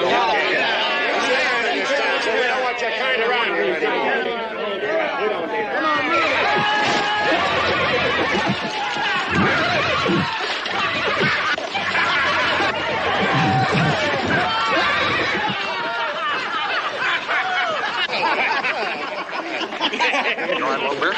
Fine. What made him buck like that, anyhow? Don't know. You think somebody could have put this burr under his saddle? Somebody sure enough could have. This isn't my idea of fun. I'll give you 1 minute to get out of here and get locked up. All right. But you tell that Paiute to leave my kid alone, or next time I'll shoot him. Well, he didn't hurt your boy. All he did was shake his hand. He likes to shake hands. Is there any harm in that? He's an Indian, and I don't like Indians. Neither does the rest of this town. Well, except for the Indian lovers here. Oh, come on, Aaron. Look, don't give me orders, Mr. Ponderosa. Well, I know I'm only your poor neighbor, but don't push me. I'll push you, buddy, real good. Horse, stage just came in. Let's meet it. Long Bear, mount up. All right, come on. Get out of here. Hey, did you see that horse buck?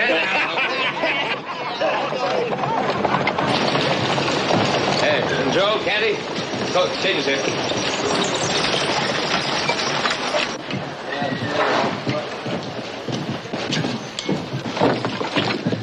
Mr. Holt? Yes, sir. Will Holt? Yes, sir. I'm Ben Cartwright. You've got to be our new bronc buster. This, my son's Horse. Hi, Will. How are you? Little Joe. Pleasure to meet you, Will. Candy, one of our top hands here. Will? How do you do? I hope you brought a wagon. I got a couple saddles and a mess of gear. Yeah, we got one right down there. Candy will take you and your gear. I brung something else. My bride.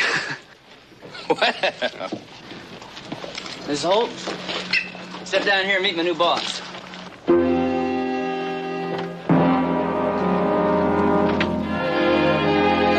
Miss Holt, how do you do?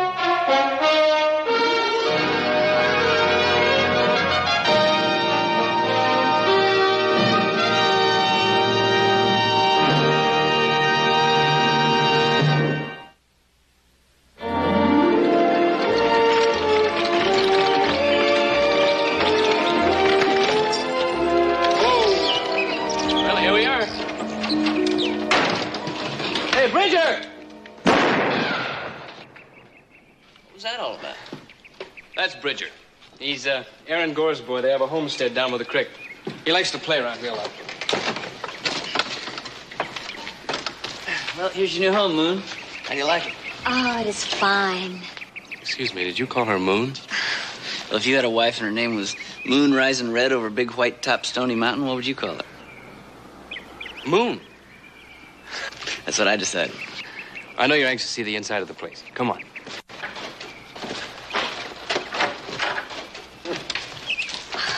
It ain't exactly a mansion, but you can fix it up.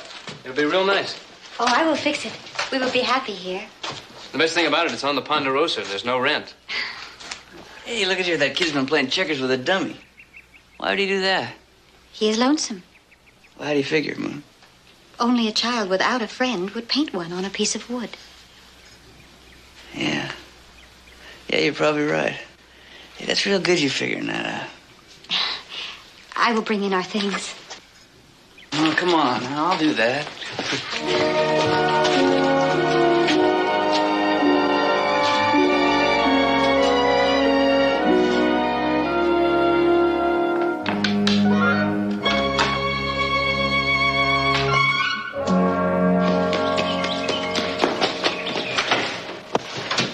boy, come here.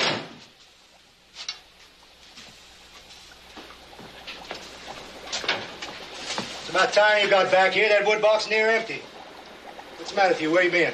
Just playing. Been up that Ponderosa shack again, ain't you? What'd they do, catch you and run you off? They took a shot at me. Who did? I ain't sure. There's 3 of them in a wagon. Candy and a cowboy and an Indian woman. A young squaw? Are they moving into that shack? I don't know. Well, I'll find out for my own self. You keep an eye on the steel. That jug fills up, move it, put another one under it. Keep the fire going.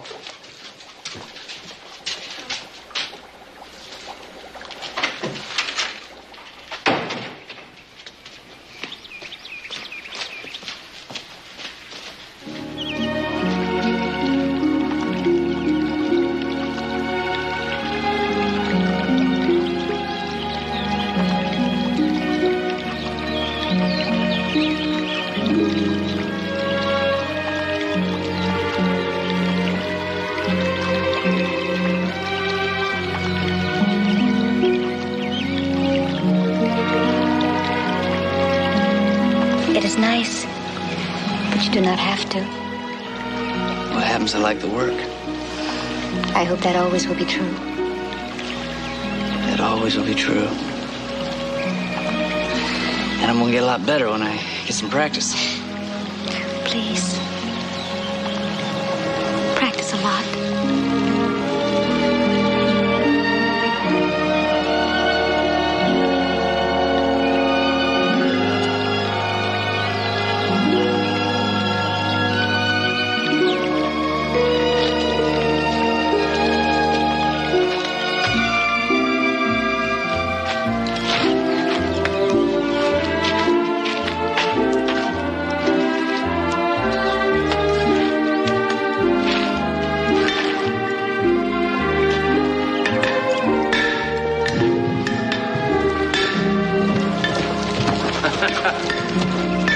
Well, Hoss, I knew we had a bronc busted. Didn't know we had ourselves a blacksmith, too.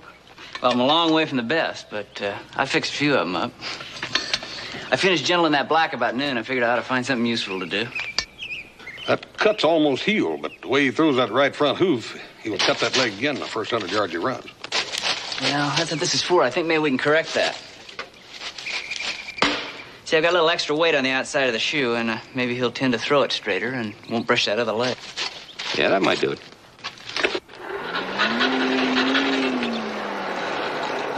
No, it's been done before, but it takes quite a bit of blacksmithing. Well, we'll know a lot more about it after he's worn it for a while.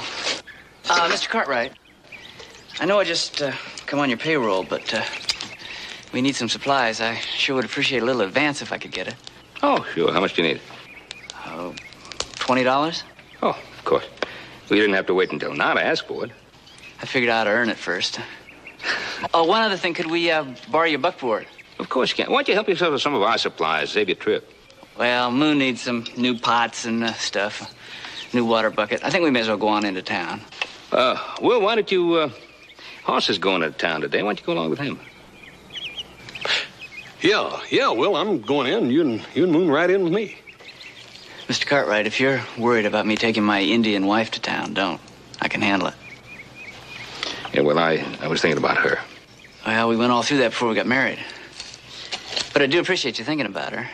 And we would enjoy the company, Hoss. I'll get your money.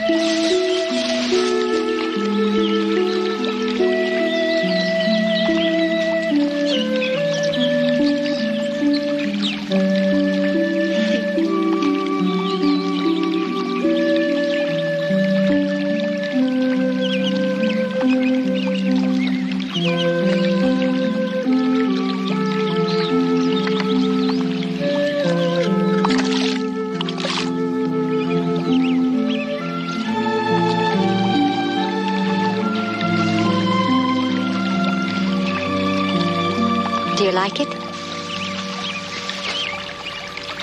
I made it for you. How could you? You'd never seen me before. Every day for more than a week, you have watched me from behind those bushes. Like an enemy. I want you to be my friend. But you're an Indian. Indians need friends, too. Sit down.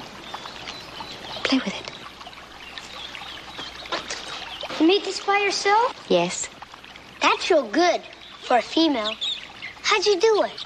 With a knife. How'd you fasten on the paddles? With pitch from a pine tree. Oh, where'd you find it?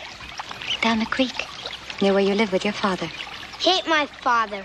He's my stepfather. How'd you know where I live? I tracked you. You did? Yes. What is your name? He wants me to tell people it's gore like his, but it ain't. It's Green. Bridger Green. Bridger Green. What's yours? My friends call me Moon. Who gave you a local name like that? My mother. The moon was the first thing she saw after I was born. What was her name? Running Deer. What is your mother's name, Bridger? I ain't got no mother. She died when I was little. Can I take this home? Yes, I made it for you. Could you learn me to follow tracks? It would take much time. I got lots of time. I sneak out on him every day. You do not like your stepfather? He tends me all the time. He whips you? Yeah. But wait till I'm 12 and can earn a living. Then I'll slope out of there so fast he won't know what for. It is my husband, and Hoss Cartwright. Come, say hello. No!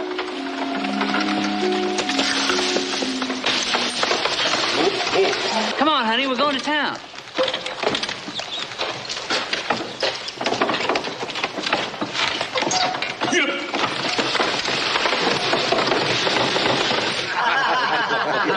Hey, tell them about the cows, Aaron. Yeah, you won't believe this. The first day Ben Cartwright moved them in up there, and my kid comes home, says they's taking a bath in the creek. You know what?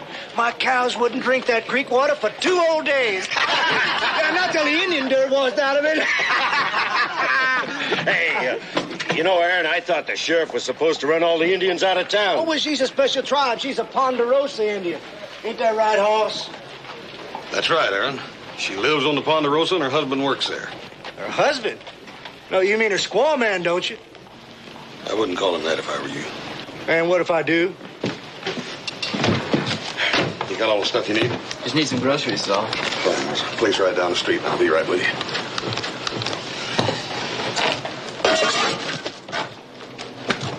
Hey, squaw man!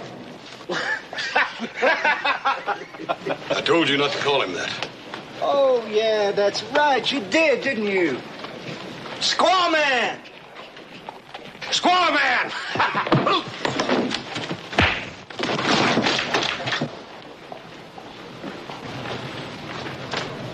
Let's go.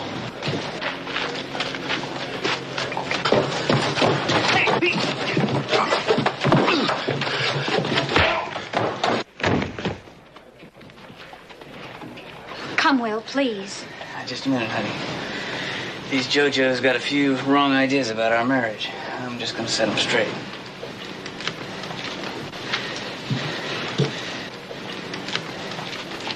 Now, my wife's father is a Hunk Papa Sioux chief. And her grandpa was a Sioux chief before him, and her great-grandpa a chief before him. And my great-grandpa was a captain under George Washington. So you might just say this here's a union of 2 old, established American families. Now, anybody got anything else they want to say? What's going on, Hoss? Pete, we just had to teach these yahoos some manners. Pete, meet Will Holt and his wife. He's our new bronc buster. Will, this is Pete Stevens. Sheriff. Pleased to meet you. Come on, Will, let's go. Can't you stay out of trouble? Those dirty, filthy Indians. You let one of them move in here, and pretty soon you know they're so thick there ain't room for decent folks. They're decent and law-abiding, and we've got just as much right to be here as you have. Now, if you think you're going to make trouble for them, forget it.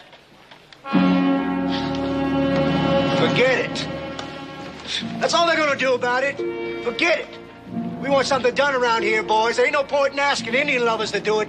No, we're gonna have to do it ourselves.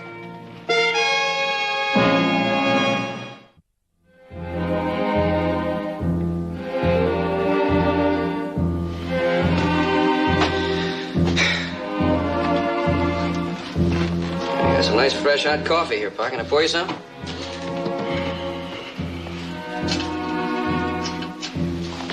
Well, you know, it's really horrible about that grizzly bear getting those 40 steer up there in the canyon, ripping our heads off and... Yeah, terrible. And lightning striking the city hall, burning plumb to the ground. Paul, what's the matter? Paul? What? You just seem to be troubled about something. What's the matter? Didn't have any dinner, no coffee. What's wrong?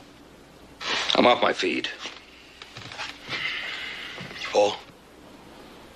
What happened down yesterday anyhow? I like Virginia City. I like this town. I'm proud of it. Yesterday, I ride into town. A bunch of fellas there, I wave a howdy. They just turn away. I go into the Silver Dollar. Everybody suddenly stops talking. So I asked Clem about it. He says it's Will Holt and his wife. The Holts? Yeah. Aaron Gore is spreading lies about him, stirring everybody up. And now everybody's blaming me for bringing a Sioux Indian to the Ponderosa. Don't let that bother you, Pa. That's the riffraff. It's not the decent people. I know it's the riffraff, but Clem thinks it's serious about the Holts. He says I ought to get rid of them. Well, what'd you tell him? Never mind. I'm sorry I asked that. I can understand Aaron Gore and his kind. But there's something more than meets the eye here. And what meets the eye is sure bad enough.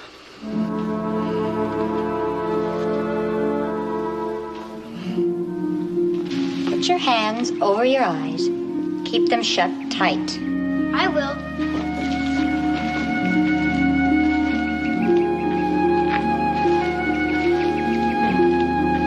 Tight.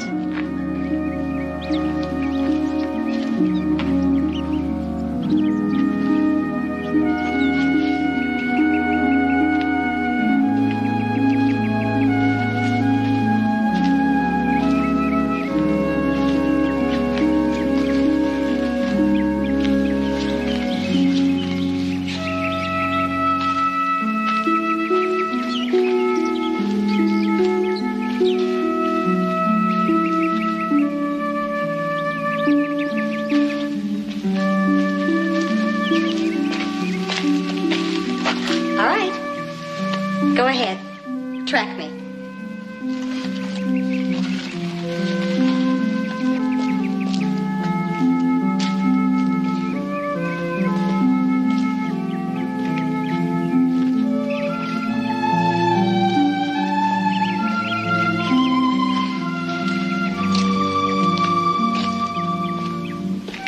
That's how you went. Is that all you saw? Why didn't you so good? I guess I better go. Pritchard, I told you it would take much time and hard work. Now, try it again. Use your eyes and think. You gotta cook supper. No. Will went up to the West Fork to look at some horses for Mr. Cartwright. He will be gone many hours. You think I can? I'm sure you can. Will you now show me?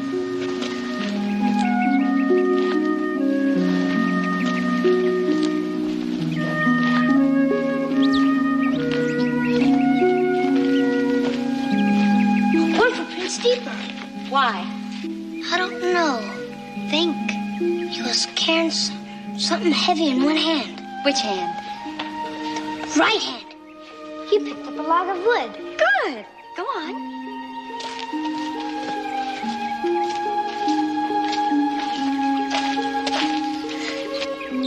Now the left one's deeper. Why? 'Cause it changed hands. You moved the log from your right hand to your left. Good. Go on.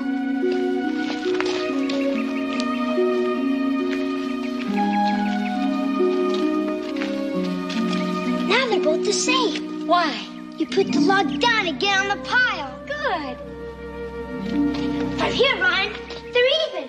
Because you wasn't carrying nothing. Oh, good. Now you're starting to track like a real Sioux boy. You know why I done better today? Yeah, because you used your head. That ain't the only reason. I'm carrying an Indian charm. Where did you get it? Home. Indian, ain't it? Yes. Ogallala Sioux, a good luck charm. How did it happen to be in your house? Just there in a box. Here's for you. Richard, I cannot accept this. You gave me the water wheel. You taught me to track. You keep it.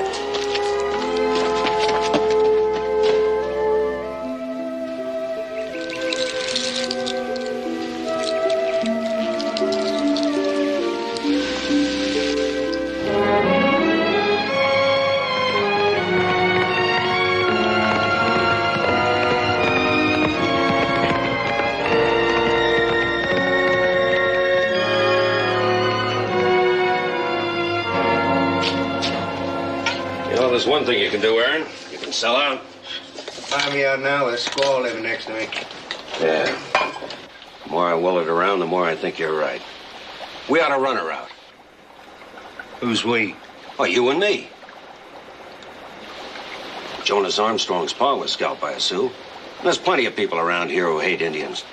Why, they'd be glad to help you get rid of them. You might have an idea there, Muley.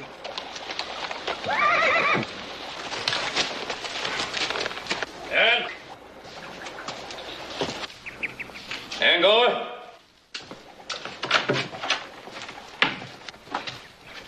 Aaron? What do you want? Well, I want to talk to you. It's all right. He's a friend of mine. Go ahead and talk. I came to give you some advice, Aaron. You'd be smart to take it. Now, look, this place ain't as big as the Ponderosa, but it's mine. While I'm on it, I don't aim to be elbowed, not by you nor anybody else. I'm not elbowing you, Aaron. I don't see you from one year to the next. Yeah, but when you do, you look at me like I was a wet dog or a dirty Paiute. I don't look at you in any one particular way or another. If you think I do, maybe it's because you're looking for it. You can make a good living here. Look at this place. Rusty tools, your corn isn't hoed, your roof's caving in. What, you come here to give me a Sunday school lecture? Because if you did, I ain't got time to listen to it. I got work to do. All right. I'll skip the lecture. Well, I'm purely obliged, Mr. Cartwright. Now, Muley and me can get on with what we was doing before you butted in. Not just yet. Came here to talk to you about something. About my bronc buster, Will Holt, and his wife. What about him? You've been doing some talking in town and telling lies, stirring up trouble. I want you to put a stop to it, all of it. Oh, yeah, I'll put a stop to it. As soon as you run him out of here, Indian lover. You just watch yourself, Aaron. You stop putting names to things. If a man's a good man, I don't care if he's red, white, blue, or purple. Will Holt's a good man. Yeah, he's some man. What kind of man is it marries an Indian? What have you got against Indians? I don't associate with them. I don't let my kid associate with them, and I don't want one of them for a neighbor. Why? Because they're dirt, that's why. Those are your thoughts. Fine. But you keep your thoughts to yourself. And keep away from Mrs. Holt. If you mistreat her in any way, even peep at her again from behind those trees over there, you'll answer to me. Is that clear? I ain't gonna mistreat her. But remember, I'm not the only one that wants her out of here. I'm not responsible for what somebody else does. Now, don't let any harm come to her.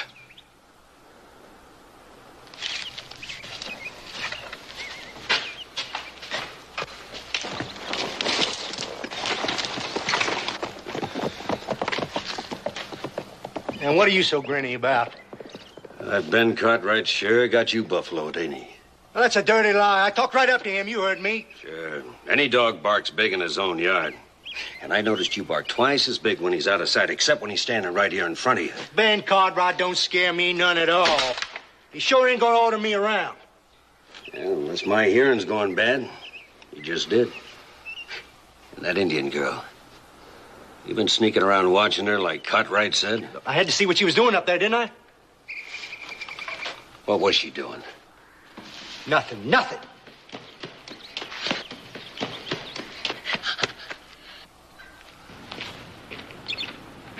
I've been looking for you. Come on in here.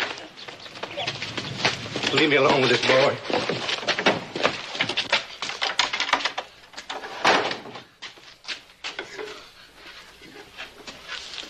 Now, where'd you get this? You sure never made it, but I found it hid under your bed along with my hatchet. Now, where'd you get it? I stole it. Where? Up the creek. Well, that squaw made it, huh? I know it was Indian work. What was you doing up there? Just looking around, like you do. Don't get impudent with me. What I do ain't got nothing to do with you, boy. Now, I want to know, you been talking to her? Now, speak up, boy, or I'll rawhide you ragged. You been talking to her? Yes.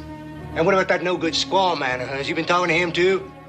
No, I ain't never seen him but once. Now, you're lying to me, boy. You seen him. Comes home to eat, don't he? You been eating up there, too, ain't you? No, Aaron. Will ain't home.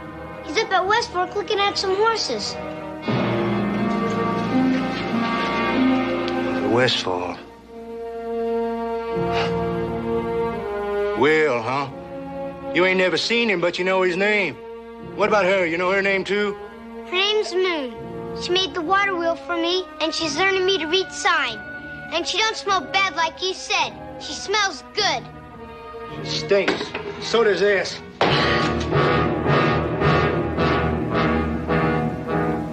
Now, wait a minute, boy. I'm through with you. Now, you've been rooting around in my stuff, ain't you? You've been stealing from me. I didn't mean no harm. You took that charm of mine, didn't you? Now, what'd you do with it? I lost it. Oh, boy, you're lying to me. Now, where is it? I gave it to Moon. That squaw? You gave it to her? Yes. 'Cause she gave me the water wheel. What'd she say? Come on, boy, answer. She said it was a Sioux good luck charm. Your good luck just run out, boy. Ain't no good to run now. Don't, Aaron! Please help!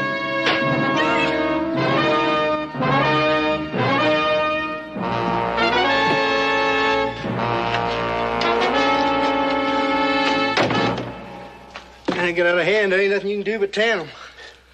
But I heard you must have done a job. Well, you tell a kid, you gotta let him know you mean it, right? That's the only way to handle it. Whale them if they get out of line. You handle it just right, Aaron. I sure did. You know, Muley, I just decided I had enough of Ben Cartwright telling me what I can and what I can't do. We can get Jonas to ride with us. I'm gonna run that Indian and her squaw man clean out of the country. Well, Jonas will go. But when? When are you gonna do all this? Tonight. As soon as it gets dark enough.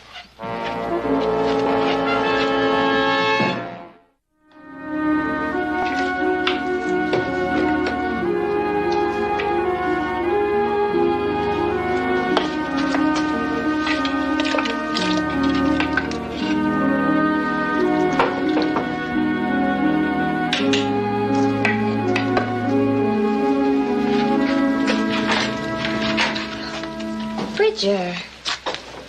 Oh, what are you doing here? Just going by. After dark, you should be home. What is wrong? Nothing's wrong. I'd come over so you wouldn't be alone.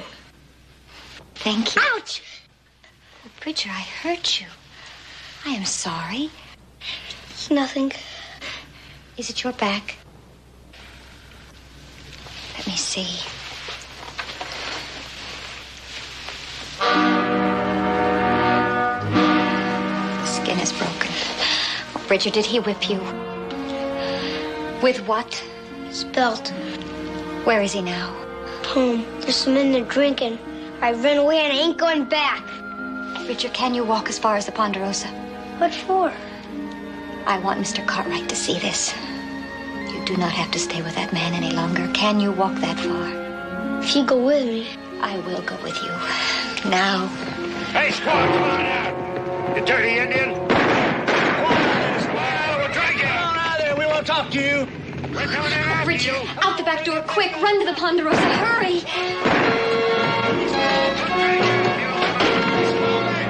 What's coming to you? Get out of there. Get out of there.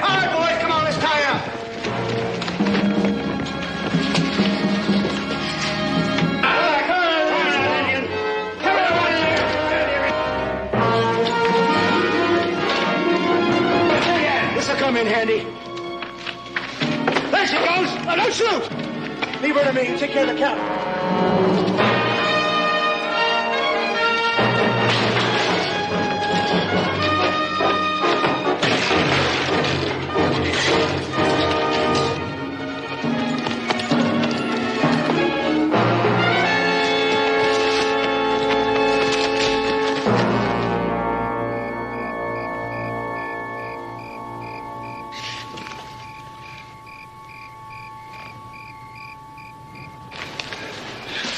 Raise a gun to me, squaw. Now you're gonna pay for that. You are Bridger's stepfather. You are Aaron Gore. Oh, you know me, huh? Well, you're gonna pay for that, too. When I get through, you're gonna be glad to ride out of here, you and your squaw man. You teach my kid to steal.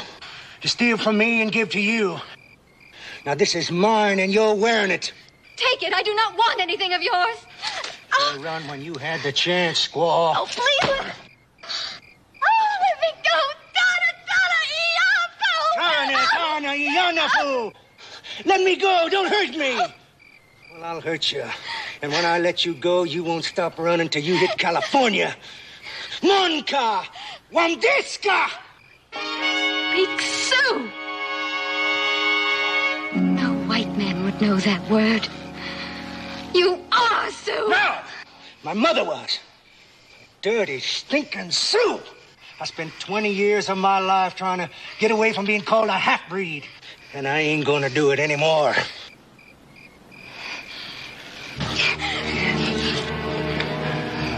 It's too bad you had to find out about that. Just too bad. Because you ain't gonna live long enough to tell anybody.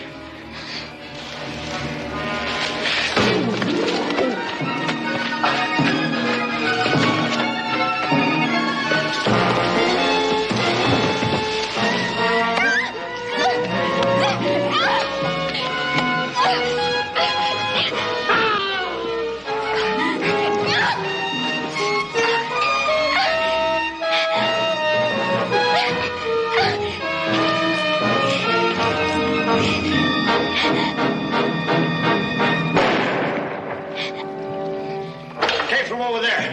Let's go.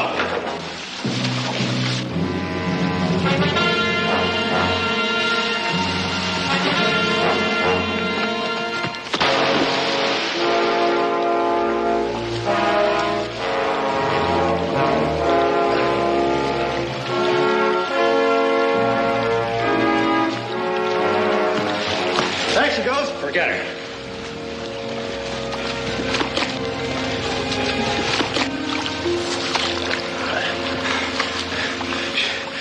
She shot me.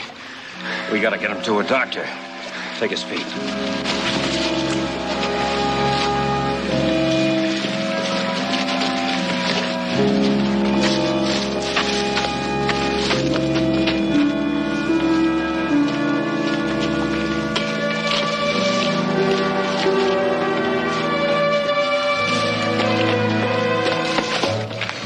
Kind of a wasted trip, Joe. There are only a couple of horses worth messing with. Well, you never know unless you take a look-see. Yeah, that's true.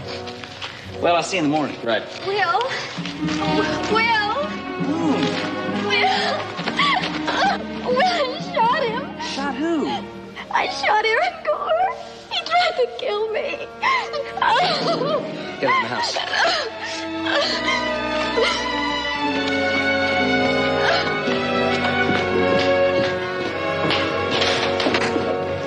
Put her on the sofa. I shot him. It's all right. Sit down. I shot him. It's all right. Look, Mr. Bradley. Easy now, easy. Easy. All right, now. Joe, what happened? Moon said you just shot Aaron Gore. Hurry up, House. You're all right now. Moon, it's all right. It's all right. Now, you just take some of this now. Just a little. That's it. Now, how did it happen? Where's Bridger? I sent him here when the riders came. Well, Bridger isn't here yet, Moon. What riders? How many were there? I saw 3. One of them was Aaron Gore. I ran it, and he caught me. We fought for his gun. I shot him. kill him? I do not know. Why would he come after you, honey?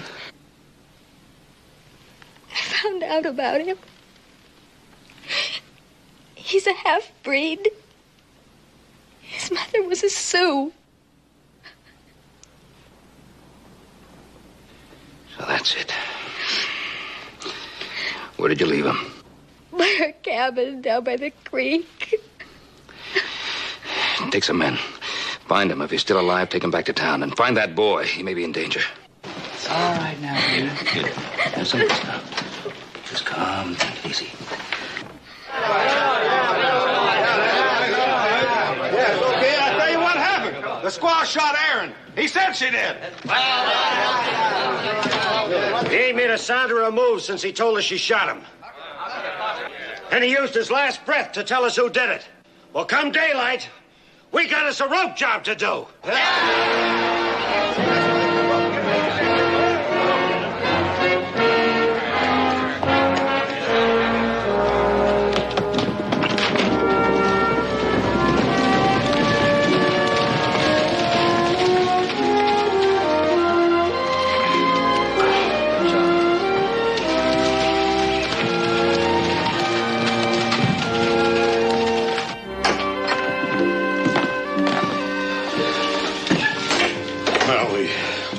No sign of Aaron or the boy. That cabin's a wreck. I'm surprised I didn't burn it. Found this down by the creek. It is Aaron Gore's. He dropped it. Did you not see Bridger? No, ma'am. Where can he be? I sent him here last night. He knows the way. We must find him. Moon will find him. Mr. Carver. I didn't know she was here. It's all right, Candy. What is it? There's a lynch mob on their way out here. They spent last night working up a hate. I made sure they were on their way, and I rode out ahead of them. Lynch mob? It's all right. According to them, you shot him in the back, Moon. In the back? No, that is not true. We were facing each other. We were struggling for the gun. It went off. That's the way she says it was. That's the way it was. Well, I believe you. But that mob doesn't care who shot him or where. Yeah, well, I'm going to stop a few of them, Mike, too. Calm down, Will.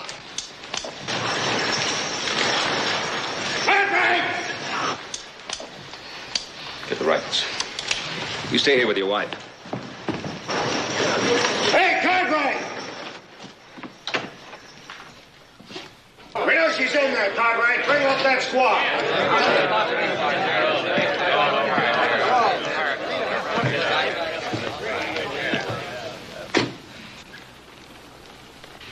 You came here because you think that Mrs. Holt shot Aaron Gore in the back, and you want to lynch her.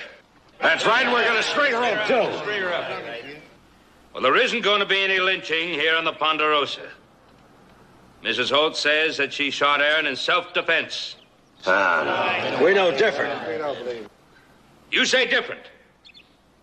Well, we're going to have to let the law decide that. We ain't waiting for no law.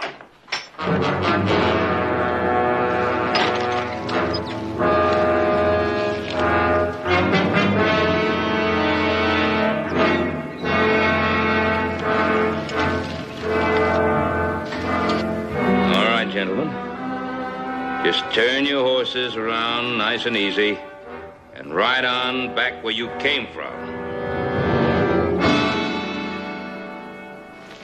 Mr. Cartwright!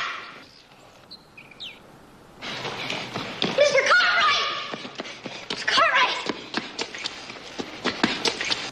Hey, boy, you belong with us, not with those folks that are hiding that squaw that killed Aaron. Aaron ain't dead. Doctor told me he's bad hurt, but ain't gonna die. The kid's lying. Moon didn't shoot him, I did. Aaron threw down Moon's rifle. She ran away and he chased her. I picked up the rifle and shot him. I heard Aaron say she shot me. Besides, why would a kid want to shoot his own pa? There she is.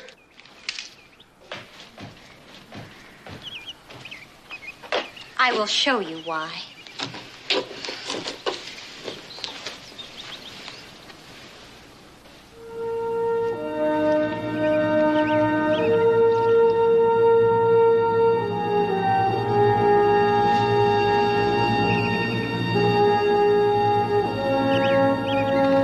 Let's get out of here. Hold on. Just wait a minute. Bridger, who were the two men that were with Aaron? Them two. Muley and Jonas. They're the ones that broke up the cabin. Muley, Jonas, you stay close to town. I'll be there tomorrow to swear out a warrant for your arrest.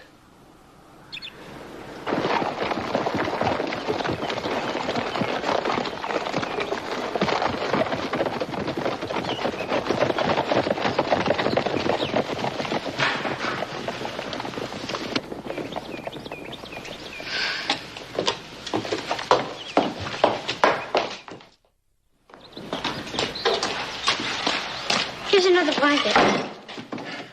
Oh, now. That'll help get things started again. Oh, thank you, Hollis. You are very generous. That's the least we could do.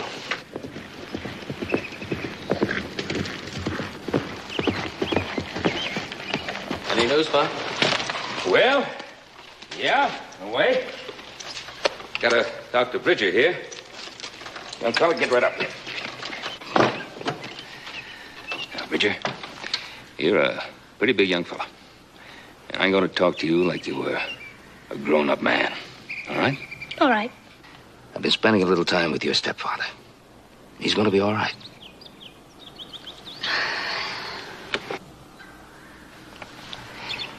He feels kind of badly about the way things have turned out here.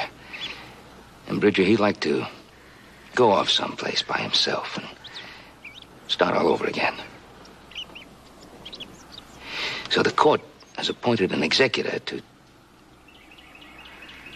Well, an executor is a man who looks after the things that you're not able to look after till you're 21. And that homestead that you've been living at, that place is yours now. Live there by myself? I ain't much of a cook. Well, the judge has thought of that, too. And he says, if you've a mind to, that you can adopt some new parents who can live there with you. I can? Yeah? Now, Bridger, can you think of a young married couple that you'd like to have as your new mom, Pa? Yes, sir. I sure can.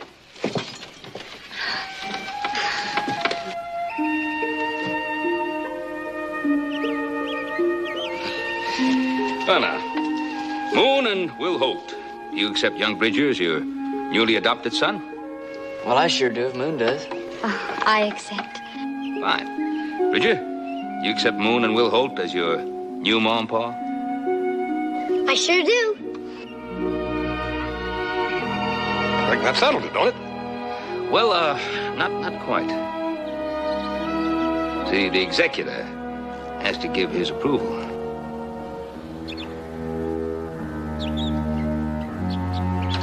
Who's the executor? I am.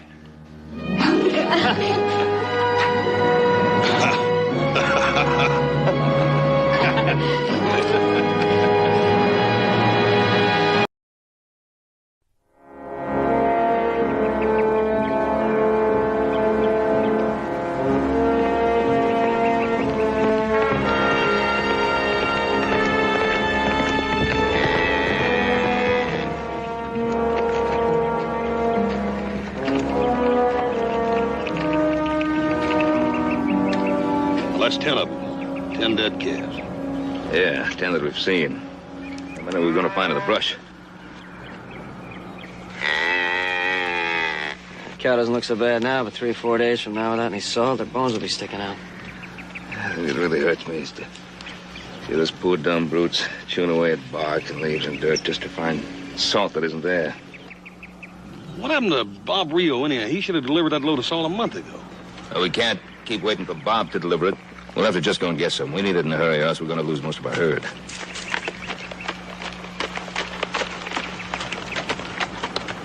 The dead calf just over the hill. There'll be a lot more if we don't get salt in a hurry. 3 days of Spanish wells, 3 days back. Better get started.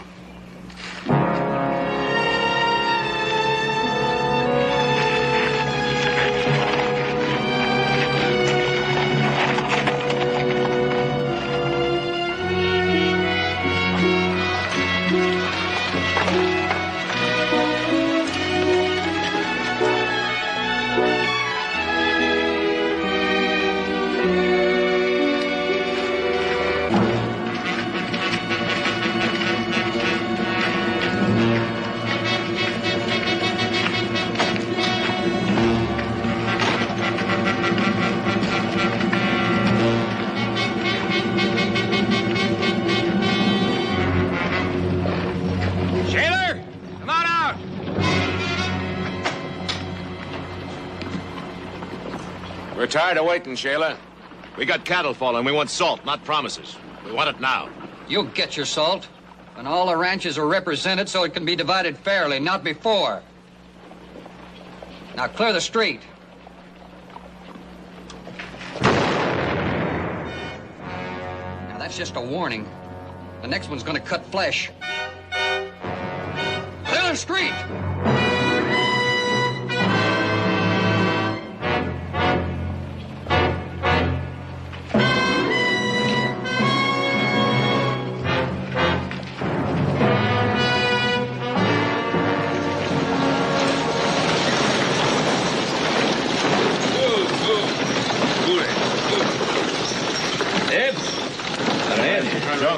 You know, Mr. Withers, yeah. Sure could have used you just now.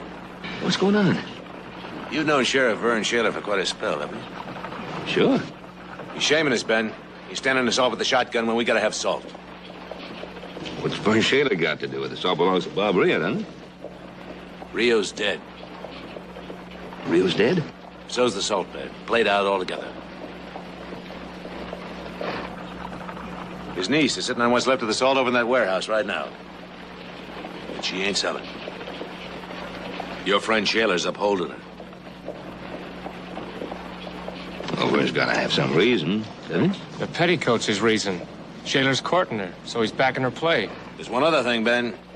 We're all gonna lose our herds unless we get salt pronto. Sure. And the salt in that warehouse ain't half enough to go around. Let's go.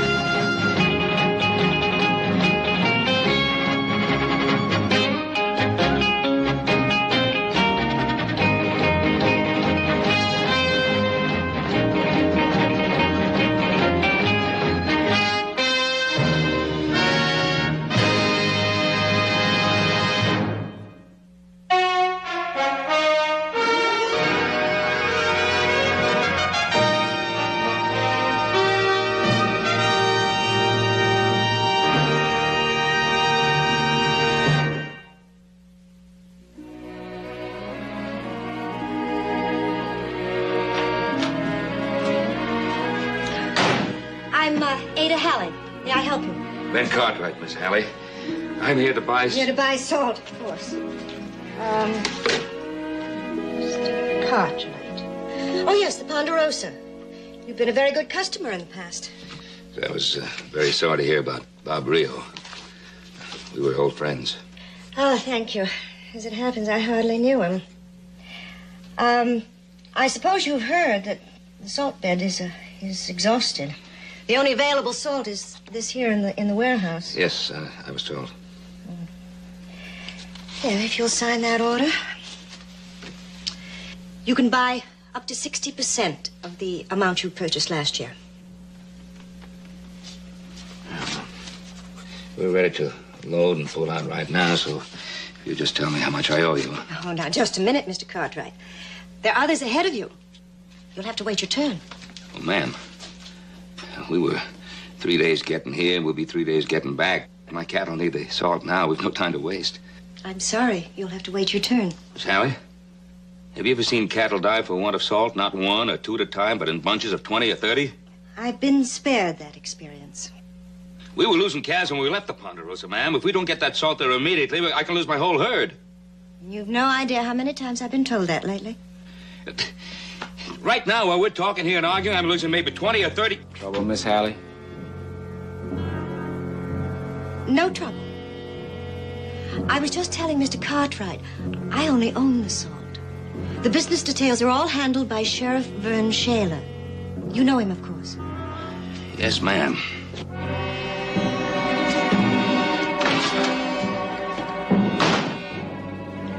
Thank you, Mr. Jackson.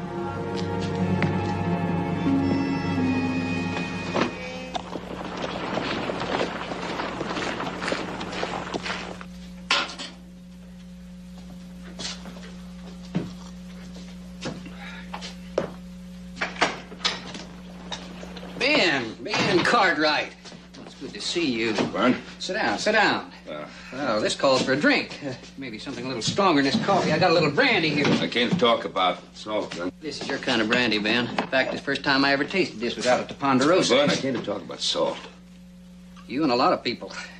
This is the worst drought I ever saw, Ben. No spring grass. And Rio's scraper hits bottom and no salt. Miss Hallie tells me that you're in charge of the financial details. Yeah, just before you got here, some of the ranchers were trying to take me apart. I had to run them off. Yes, I understand. With a shotgun. Well, as you can see, that's no job for a lady. She needed help, so I volunteered. When all that salt's gone out of the warehouse, Ben, there's no more, maybe for 400 miles.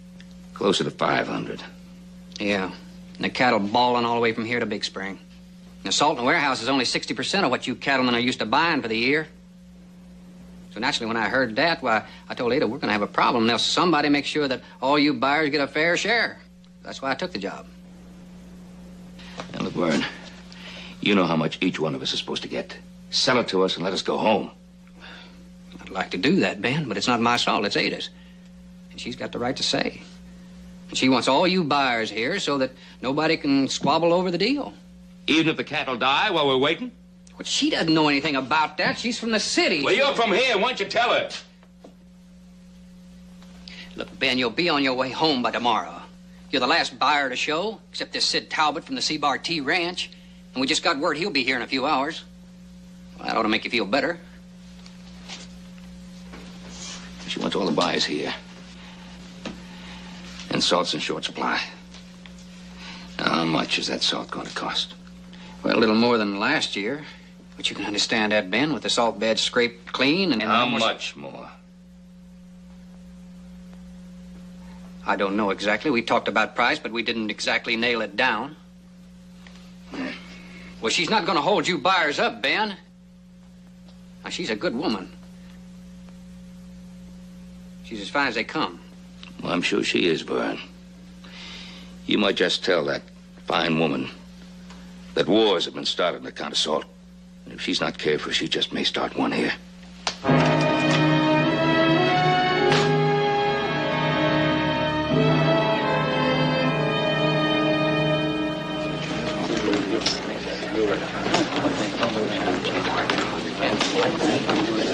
Well, we still have a couple of hours to wait. A couple of hours? We ain't got but minutes. I know. I've said that till it's coming out of my ears. We still have to wait. Ben, we're having a meeting. You've been talking to Shaler. We'd like to know what he had to say. I can tell you one thing. When the big ones start bidding for that salt, there ain't going to be any left for the rest of us. Oh, Mr. Cartwright. What am I? I just left Shaler. The salt sale will begin just as soon as Sid Talbot gets here. First, we wait for Carter. Now Talbot. Big money man. Either one of them can buy all the rest of us. Barney, if you don't simmer down that mouth of yours, it's going to get you in trouble. When's Talbot getting in? He's here now. Well, Mourner's Corner. Well, gentlemen, why the long faces? Cattle dying and no salt, that's why. I'm glad you're here. You seen Shayla yet? Not yet. I figured to talk to him tomorrow morning. Tomorrow morning? I think you ought to go see him right now. Shayla held up the sale of the salt until you got here, and we've all been waiting, and everybody's ready to load up and move out. All the salt beds are cleaned out, and the stock's way down in the warehouse. How is this going to be divided up? Well, everybody's going to get 60% of what they got last year. Your idea, Cartwright? No, Shayla's idea. He figured it out with Miss Allie. The lady who owns the salt. 60% seems fair enough for those who stood still, those who sold some of the cattle.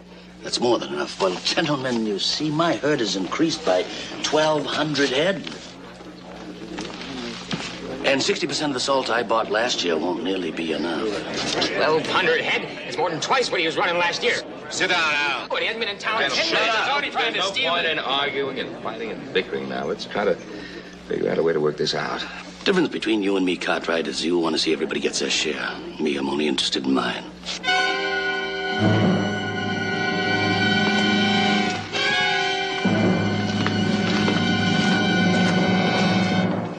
He'll steal it. One way or another, he'll grab our shares. No, he won't. Shayla won't let him. Shayla said he'd make sure that salt was divided fair. Didn't he, Ben?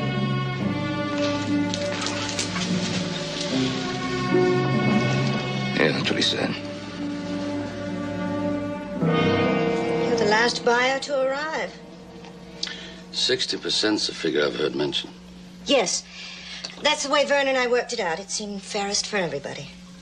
I'm sure it is. Bob Rio had a good business here. It's too bad you inherited empty salt beds. Miss Hallie, I don't mean to be personal. I don't mean to pry, but I wonder about people. Can you tell me what you did before you came here? I taught school, kept books in a bank. If you'll just sign the order. Bookkeeper. I'll bet you did twice the work the men did and got half the pay. Less than half. If you'll sign, please. Of course. Vern's known these cattlemen a long time. They're personal friends of his, so I can understand his concern about them. But you, Miss Hallie, you're new here. You've had to work for a living. You know it's a dog-eat-dog world. I'm surprised you haven't looked out for yourself, your future. I have, Mr. Talbot. Not in the way I mean. My herd's increased in size, and I'm going to need more than 60% of last year's buy. I'm sure you are, Mr. Talbot. Every cattleman has told me the same thing. I pay for what I want, Miss Hallie. I pay very well.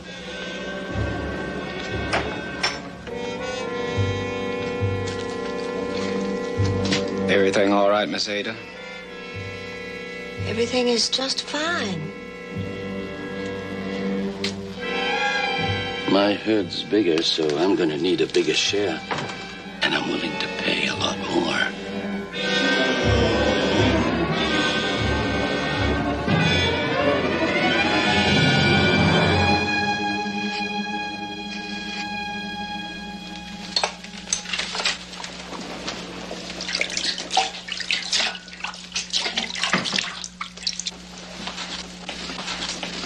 Oh, I was just coming over to see you. That's nice. Anything special? Well, I don't think we should wait for Talbot any longer. Better get over to the warehouse and sell those men that salt. Mr. Talbot is here. I've just been talking to him. Well, that's good news. I'll go over and tell the men to load the wagon. Vern, we haven't settled the price yet. Well, it's your salt, Ada. But I know you're not going to gouge the men just because they're losing their herds. Our salt, Vern.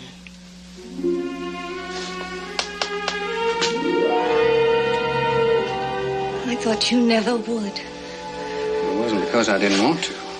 Do it again. Oh, excuse me. Oh, Ben. Come on in. I want you to be the first to know. Ada and I are going to get married. Well, isn't that something? Well, congratulations. Thank you. Best wishes. Thank you, Mr. Cartwright. How about a little drink to the wedding? Well, I think that's very much in order. Yes, certainly. Have you set a date yet? Just as soon as that last salt wagon goes over the horizon. Oh, well, then, if I may, I'd like to propose a toast. Here's to an early wedding. Now, I hope you forgive me for breaking this happy mood, but we are losing cattle, and when do we start loading? Well, any minute now. Ada and I were just talking price. Your ranches will go on, growing and prospering. But when my salt is gone, there'll be no more. Ben, suppose that you pay the same price as you did last year, even though you're only getting 60% of the salt. Would that be asking too much? I guess that'd be all right. I haven't had a chance to tell Vern, but we'll have to find another way to divide the salt. You see, Mr. Talbot has a much larger herd than last year. You'll need extra salt. He's made me a very generous offer. Twice the price of last year. Now, look, Vern. Well, this is the first I've heard of it. Vern doesn't own the salt, Mr. Cartwright. I do. Well, a successful man like you must have heard of the law of supply and demand. Of course. When you drive your cattle to market, you don't sell to the lowest bidder, do you? Ada. Let Mr. Cartwright answer.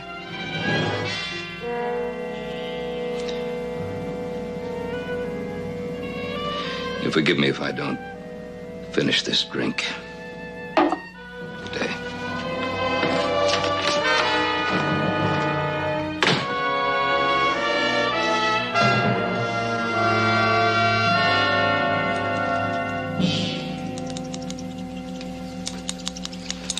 That's what I said, 1,200 head. 1,200 head. You're absolutely sure about that? What difference does it make? Joseph? We had a drink with a couple of your ranch hands, Mr. Talbot. They said your herd's a lot smaller this year than it was last. Snooping and prying, just like the Cartwrights. Close to 800 head smaller than last year. Bigger or smaller, what difference does it make? Mr. Talbot, you're using a lie to get more salt than you deserve. That may be true. But Cartwright, sooner or later, you and I are going to have to partner with each other. Get rid of the competition, or we're going to be at each other's throats. Talbot, we'll never be partners. If I have to, I'll fight you all the way.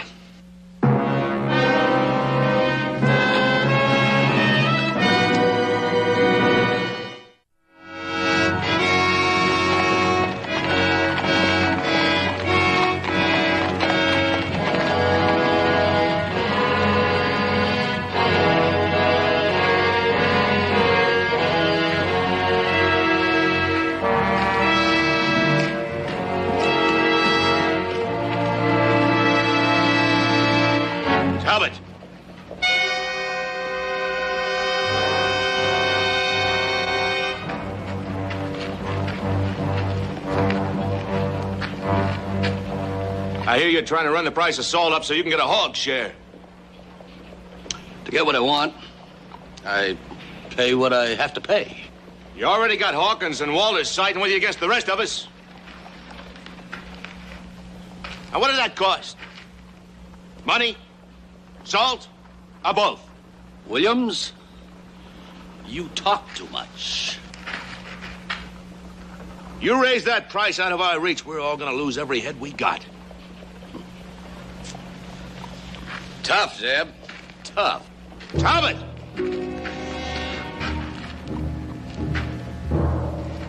I ain't gonna let that happen. It took me a lifetime to get what I got. I ain't gonna give it up without a fight. Don't be a fool.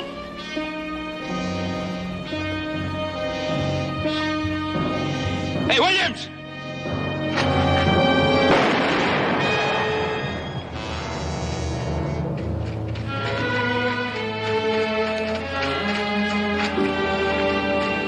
Get a doctor, quick. Take him to his room. Pa! Pa! Pa! Careful, careful. Who shot you, Pa? Never mind that now. Let's get him up. Who did it, Pa? Never mind. All right, what's going on here? Just difference of opinion, Sheriff. It was a fair fight. Nothing fair about it. Talbot's twice as fast as Williams. Talbot, you shoot Williams? Williams drew on Talbot. All Talbot did was put a bullet in Williams' shoulder. Nobody has any objection. I'll get on with what I was doing.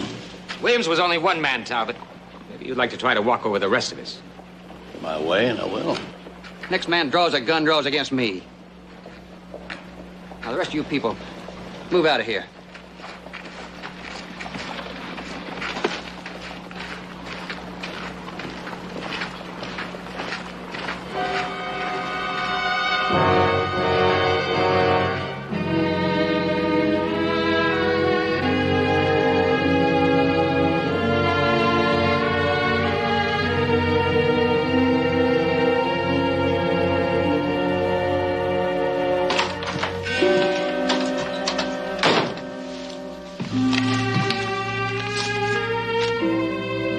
Here. Let's make a deal now.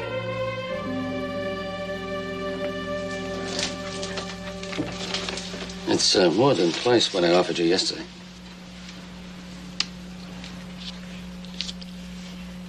I saw you shoot Mr. Williams. Well, he drew on me. Why?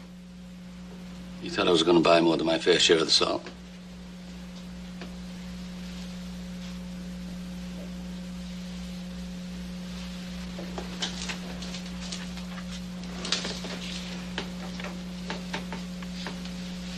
What?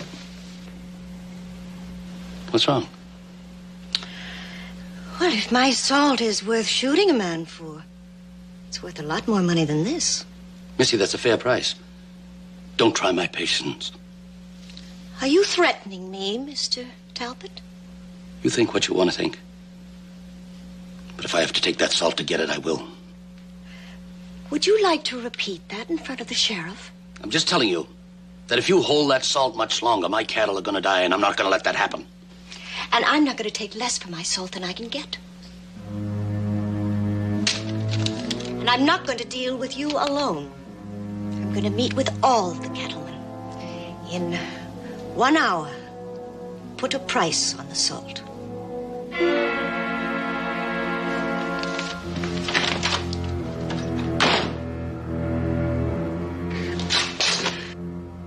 He's not going to get away with this, Pa. I'm not going to let him. You listen to me, boy. It was a fool thing I did here. I'm lucky to be alive. He didn't have any call to draw on you. I drew on him. I did. Didn't I, Ben? Yes, you did. I don't want you drawing on him. He'll kill you. Doc will be here in a few minutes. You promise me, boy. You promise you won't draw on Talbot. You listen to your pa, son. You stay right here with him until the doctor comes.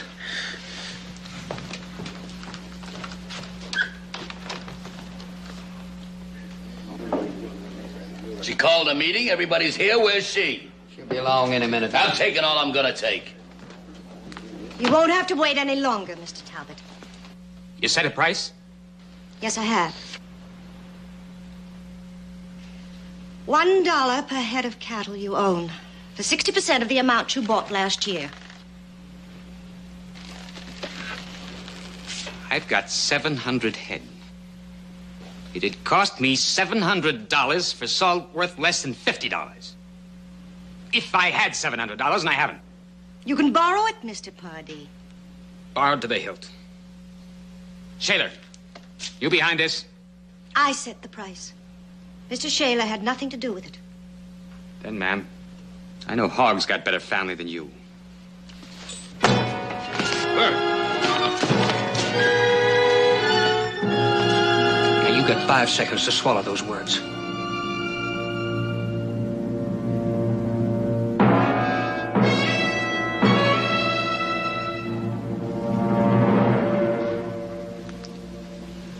I beg your pardon, ma'am.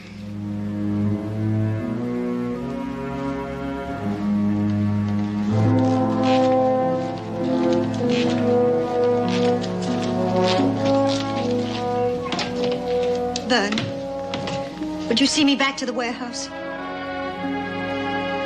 I'd be happy to.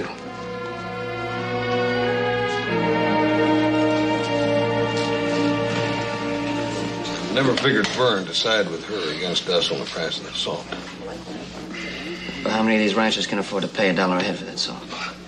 You are about the only one who can afford it, Mr. Cartwright. I'm the only one. Well, Cartwright, you gonna meet a price? No. Why not?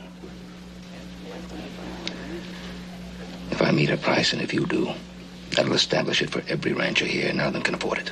Well, what are you gonna do? I'm gonna refuse to buy. And if you do the same, we can force a price down. How long will that take? I'm losing more cattle every day. Wait a minute. Now listen. Nobody wants this. But the truth is that you and I could survive if we lost every head of cattle we owned. Now, if we refuse to meet a price, if we all stick together, we can force it down. Stick together? These cattlemen will never stick together. I know it.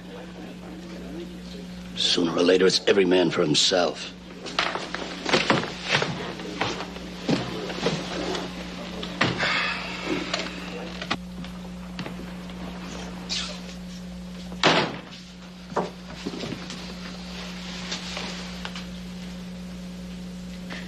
What's the matter?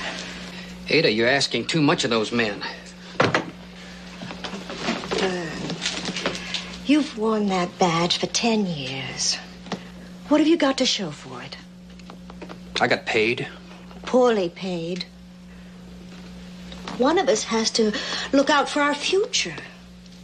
There'd be no marriage if we were worrying every night whether your gun would carry us through the next day. You'll see. This'll buy us a new life. It's too much of a price. My darling. You have no idea how much I love you. If you really knew.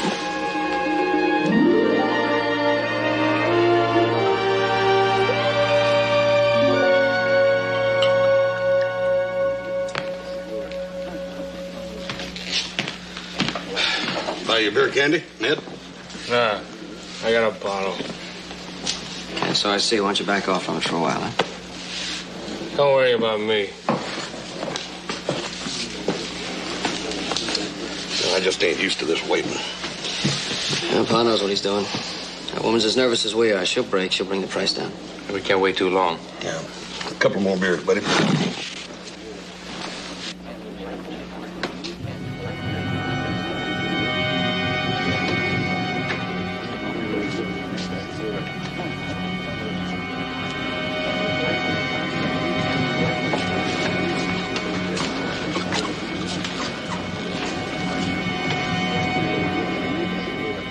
Hey.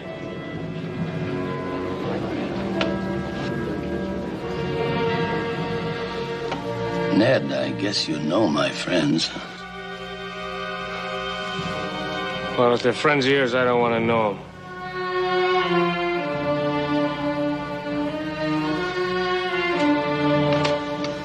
You know why you're still alive? Well, why don't you tell me? Because I promised my pa I wouldn't draw on you. And I keep my promises. That's a smart thing to do. But that don't mean that I can't tell you what I think of you. That don't mean I can't.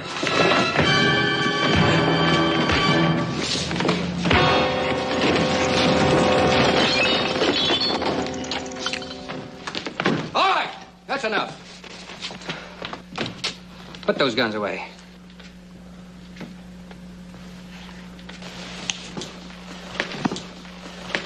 Those men hurt. Get them up. Now, any more of this, and I'll lock you all up. What's all this about? Now, Ned, you got a little running with Talbot on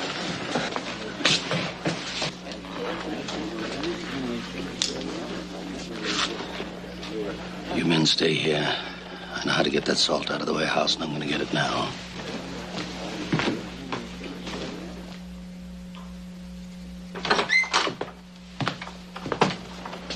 Mr. Talbot, I I thought you might be the first to come. And the last, I think. What do you mean by that? I'm prepared to meet your price, $1 a head. Very sensible. And I'm going to offer you $5,000 more. Provided you sell me the rest of the salt at the same price.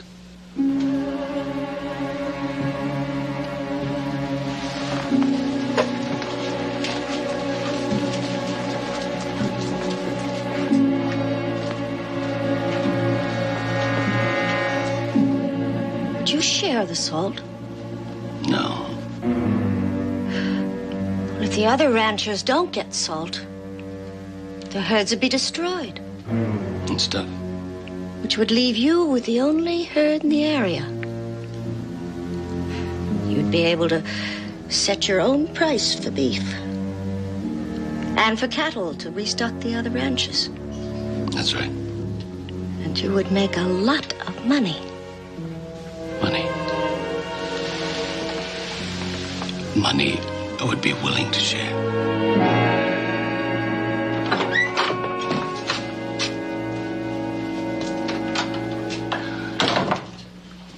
Sally? I'm here representing all the ranchers, except Mr. Talbot. I just wanted you to know that we've decided to meet your terms. Oh. Well, I understand some of the ranchers like the money to meet the terms. Yes, it's true. None of them has enough, but I've made arrangements, and they're now able to overcome that problem. That's very kind of you, Mr. Cartwright. But I'm sorry. What do you mean you're sorry? I've just sold all the salt to Mr. Talbot.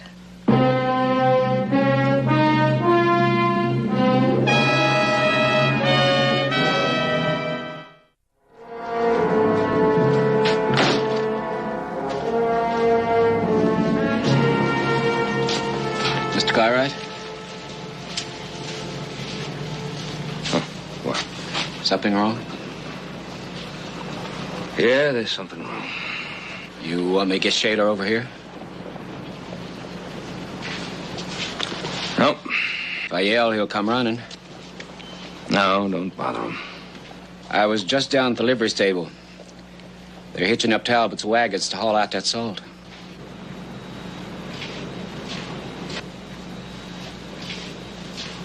Yeah. Thanks. I'll need a receipt. Of course. Either you or Shayla tell that deputy I bought the salt. You tried to buy it. Tried? Yeah. I gave her the money, and she's writing me a receipt.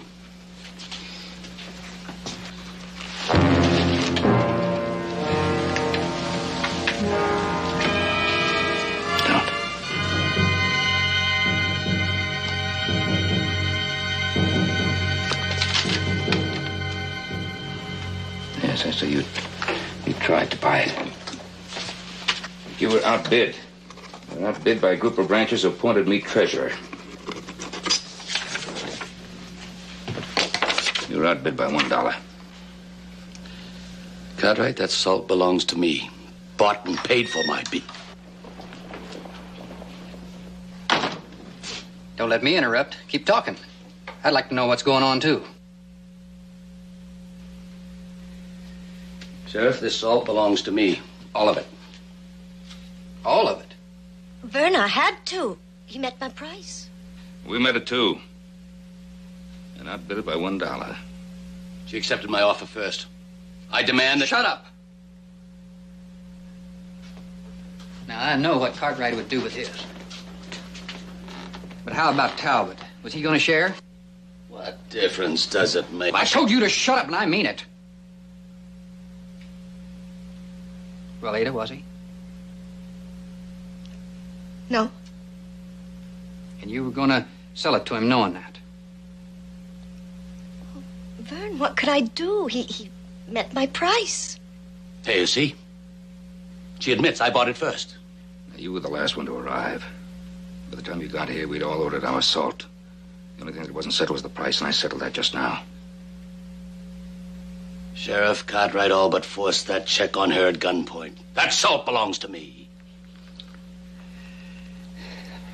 Ben, I sympathize with you in principle. But if he got here with the money first, then I'm afraid the law sides with him. Look, Vern, that salt is life to every head of cattle in this part of the state. If you deny it to them, that's mass murder. And no decent man or court could countenance that.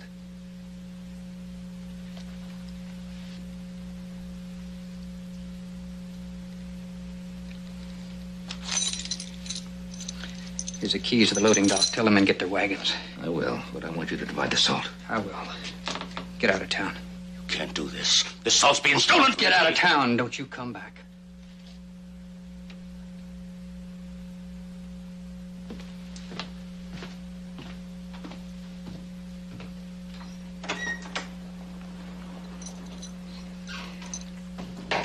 Ben, if you'll excuse us, I got something I'd like to talk over with Ada. Oh, Vern.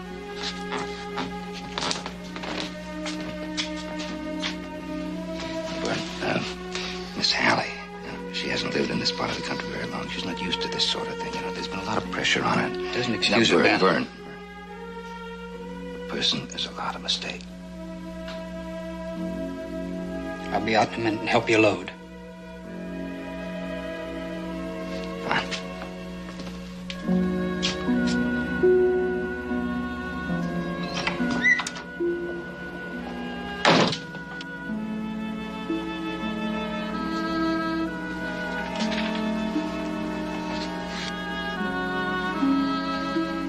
I've seen it happen so many times, you know. I'm sorry, Vern. I guess I didn't really understand. And I did it for both of us. So we could have some security. Something to build our marriage on. You think you know someone. You know them so well that you begin seeing things with their eyes and hearing things with their ears. And then one day you realize that you don't know them at all. Vern, I said I'm sorry. Talbot, now, I understand him. Greed makes his wagon go. He wants everything and then some, but I didn't dream money was the only thing that was important to you. Vern, it's dead. It's all over now. I kept telling myself, it's all right if she gets the best price she can as long as everybody gets their share. But you were going to sell Talbot all that salt, knowing full well he wasn't going to give any to anybody. Vern, he met the price. Yeah. What was it that Ben said? A form of mass murder that no decent man or court could countenance? Whatever we had between us, Ada, that's gone now. And I'll be leaving for good, just as soon as your salt is loaded out.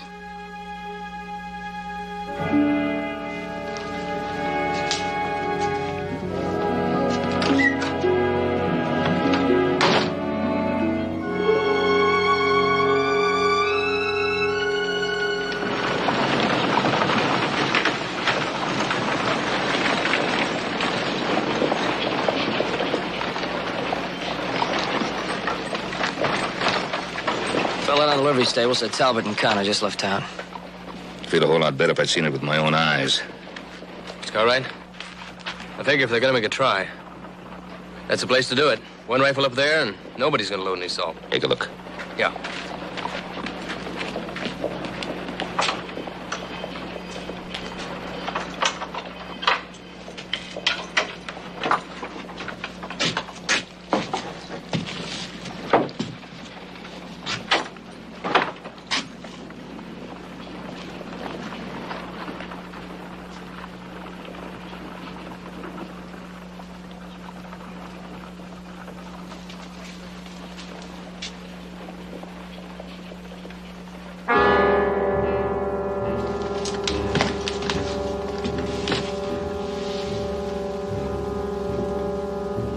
Waiting for you, Ben.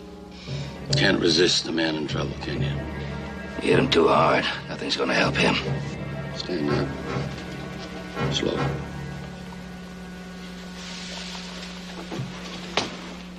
Drop your gun, Bill. Over here.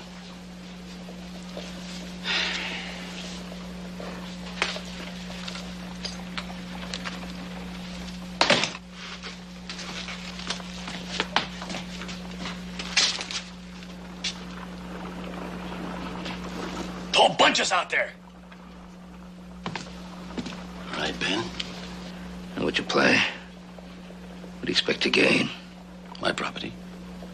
Me and Conrad are protecting my bought and paid for property. If I have to kill 3 Cartwrights and 4 or 5 ranches to do it, I will. Ada Halley has my check. This is my zone. When you kill the deputy, you put yourself on the other side of the law. What about the sheriff? You gonna kill him, too? That don't bother me none. Conrad, keep a watch on that door. Now you're gonna get them to come in here, one at a time. Oh, no. You wanna die? No. But you call Horse in here first. Now. You really want to play those odds, Talbot? You pull that trigger, sure you'll kill me. But there are 3 out there for each one of you in here.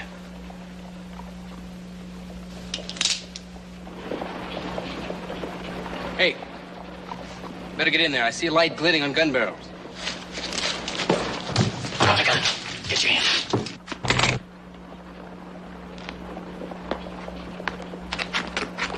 Take care of this one. Talbot!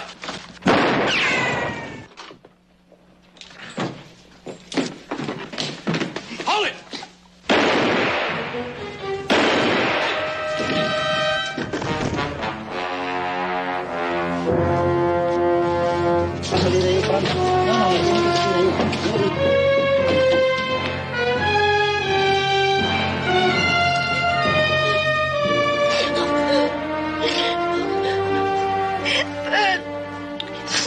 Look at me, please.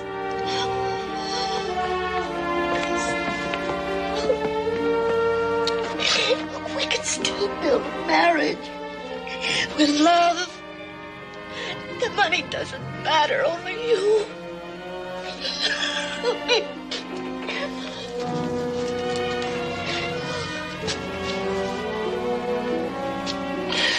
Miss Halley.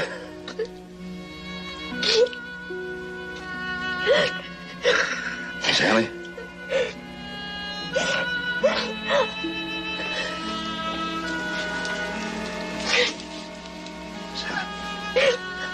Miss Halley, please.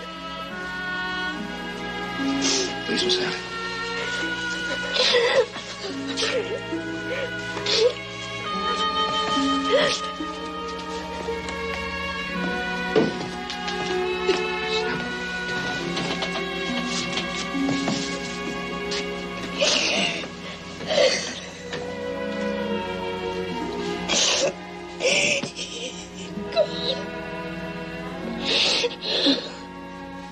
All I ever really wanted.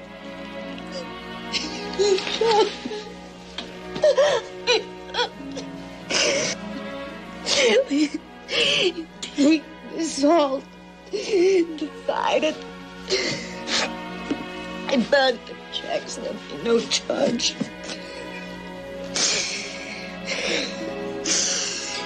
No charge at all.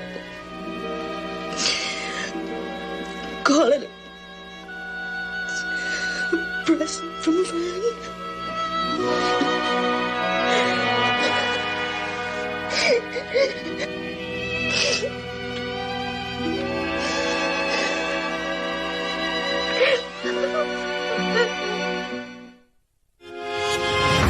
Where?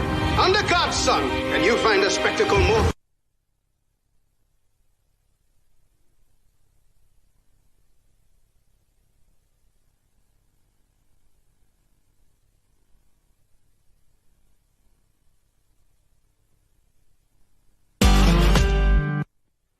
Coming along?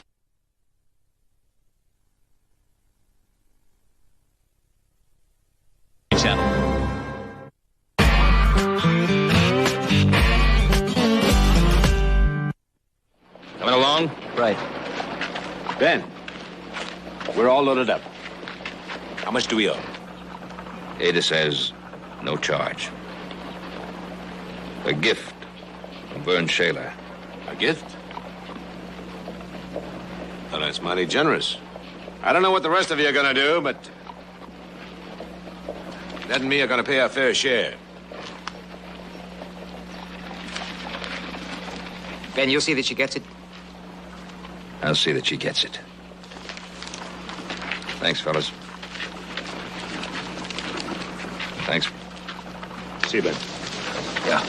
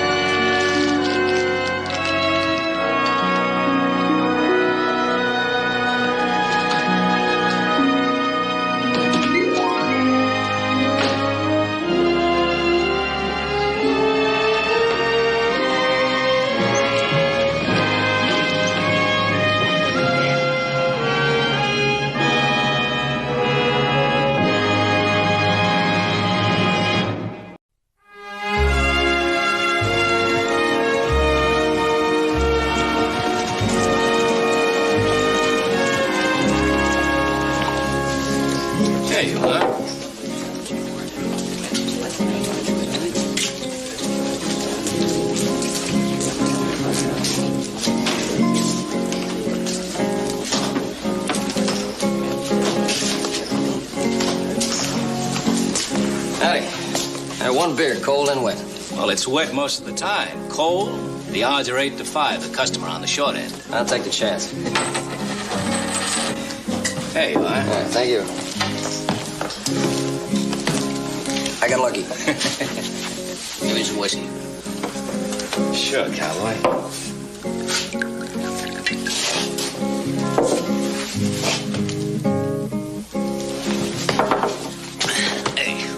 Watch who you're bumping. I didn't bump you, mister. What do you mean, you're bumping? You made me spill my drink. Look, I just told you, friend, I didn't bump you. I didn't even move. Are you calling me a liar?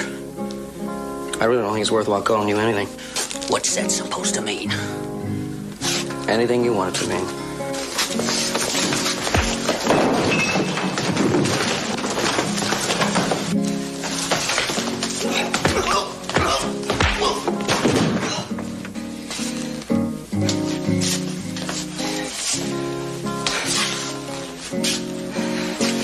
No friendly place you got here. Yo! You ain't ever gonna call nobody else nothing. You really think it's worth getting a man killed for? Yeah, you go ahead and beg me. I might listen. And then again, I might not.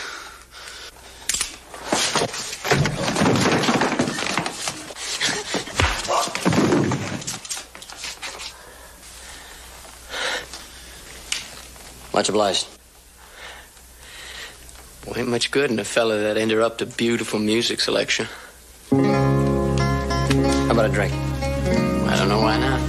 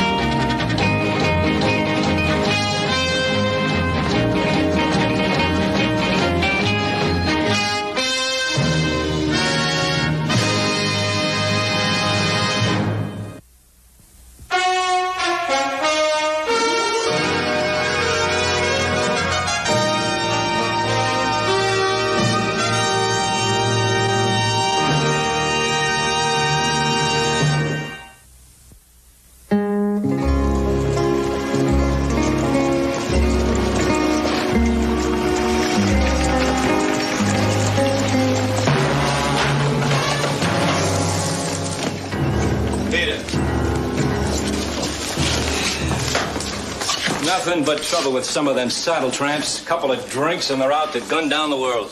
You better watch out for that cowboy. He looked mean. I noticed that. Another one of those wet beers. I spilled most of the last one. Coming right up. What do you want? Oh, wet beer sounds unusual. I think I'll try one. Like it too. Hey, by the way, my name's Joe Cartwright. Oh, Tracy Blaine, pleased to meet you. All right, good. These are on the house. Well, thank you very much, sir. I'm just passing through here. You permanent in this part of the country? Oh, any place I unroll my blanket is my part of the country. Hey, you got any family? No, I ain't got none. That man's always got friends, huh? Oh, sure, I got friends all over the place. I got them in 5 states and 2 territories. Yeah, what kind of work you do? Cowhand, mostly. I do anything. Of course, I ain't never been president of the United States. I guess that's a different kind of job. But I don't think there's much difference in being a cowhand at the Circle Y around here or cowhand at the BJ down in Texas. Hey, you worked at the Circle Y. I just came from there. Cartwright. Yeah, you may be one of the reasons I quit. Yeah, they were going to have me baby that new herd you were bringing in. They're going to have me working so hard it would have interfered with my music. Well, I'm sorry. Had I known, I never would have delivered the herd. Oh, I was going to move on anyway. Doesn't matter. Well, it takes a big load off my mind. That's what he can deliver a herd of cattle, but I hate to think I interfered with a guy playing the solo guitar. I mean, that's really something. Well, it's nice to meet a true music lover. You said you're moving out. Where are you heading? Well, I've been north, so that leaves south, east, and west. I just get on my horse and just go. Well, listen, I'm riding southeast. Why don't you come along? There might even be a job for you at the Ponderosa. Well, I don't know. I got a month's pay weighing me down. I don't know what I need a job for. Well, look, there's nothing wrong with another month's salary. Fill that out of the pocket. You won't have to ride out of balance. Well, I don't know. Seems like such a waste carrying all that money around. And you can travel light, just drift, be free. Well, suit yourself. Thanks again. Yeah. Hey, look, hey, I don't know about the job, but I'll travel down there with you. Good enough. Let's go. You know, something's the matter with me. I was going to sit here, I was going to drink and get drunk and spend my money, have a good time, and a total stranger talks me out of it. You know what's the matter with me? Got no character. Bye.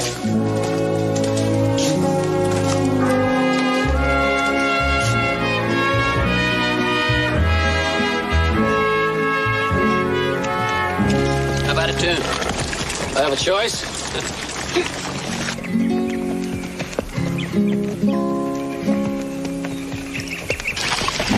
It's pretty good. Yeah, well, you know, we finished.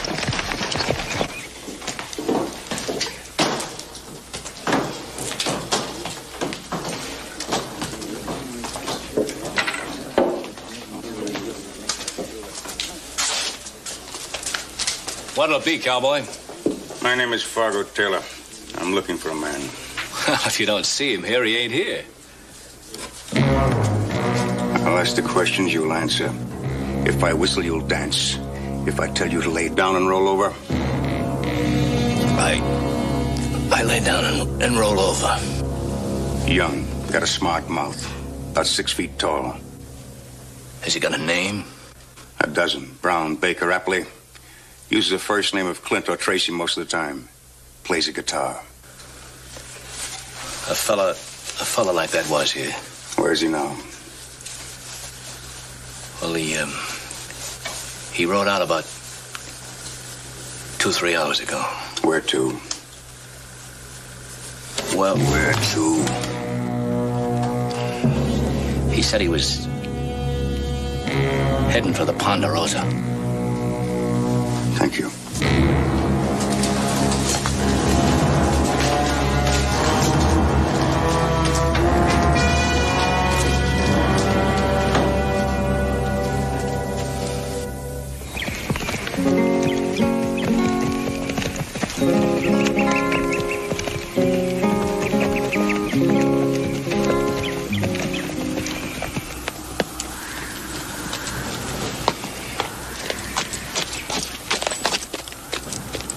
I can't tell you how grateful we are to you, Tracy, for what you did.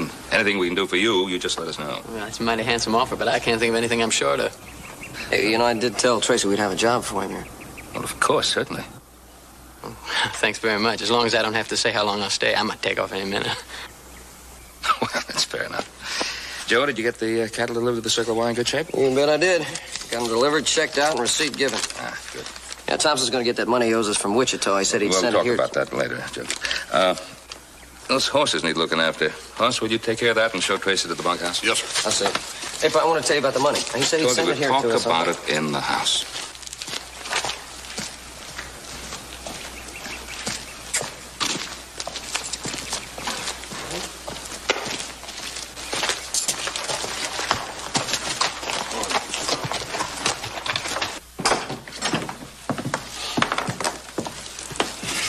What was that all about? What do you know about Tracy? What do I have to know? Probably nothing. Which is exactly what you do know. He saved your life and you like him. Sure I like him, and I trust him, don't you? Let's say I like him. Certainly I like him for what he did for you. That doesn't mean that I mistrust him, except you don't have to start telling him about all the money that's coming to this place. Come on, Pa. What you're saying is that he has to prove himself innocent before you decide he's not guilty. No, I'm not saying that at all. Well, what are you saying then? I see a sheepdog. He wags his tail. That marks him as friendly. That doesn't mean I put my hand in his mouth until I'm absolutely certain he's not part wolf and won't bite it. All right, let's forget it. I don't want to argue about it, Pa. Joe, I know exactly how you feel. He saved your life and you're loyal to him. That's the way it should be. Now, what about the money? The bank messenger from Wichita will bring it right here to the house. Good. I'll go clean up.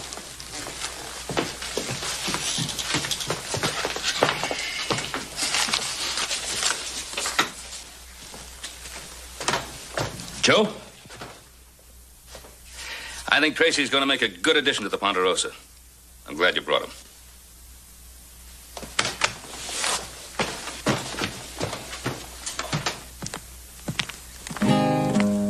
I'm happy and contented as I can be, 'cause I got Lori in love with me. Got no problem that I can see. Except Sally. Oh, Sally can sew and she can spark. The sparking we do lights up the dark. Should be happier than a lark. There's Marcy. Marcy can't cook and she can't plow. She really don't have to anyhow. What she does they shouldn't allow. Not often. I meet lots of fillies as I ride by. Might disremember to say goodbye. And oh, they sob, and my, I cry. Sometime till sundown.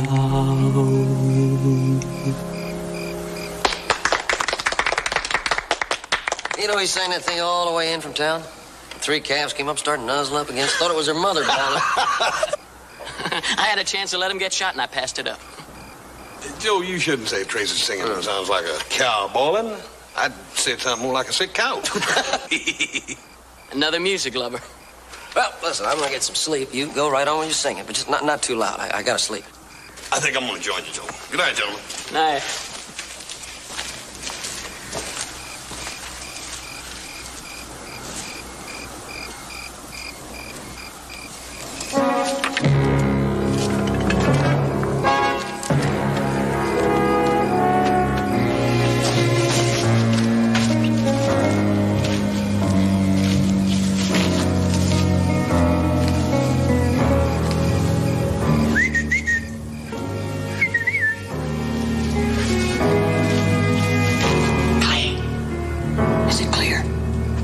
If it was.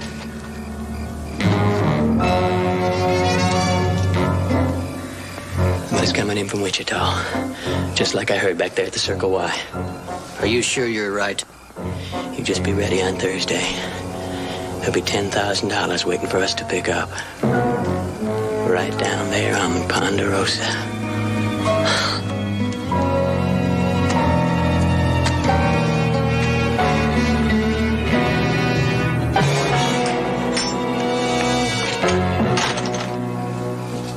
Wells Fargo men, the shotgun riders are back on the way to town. Good. You know, it's a funny thing. You turn a herd of cattle into money, you end up with something that takes up a lot less space, don't you?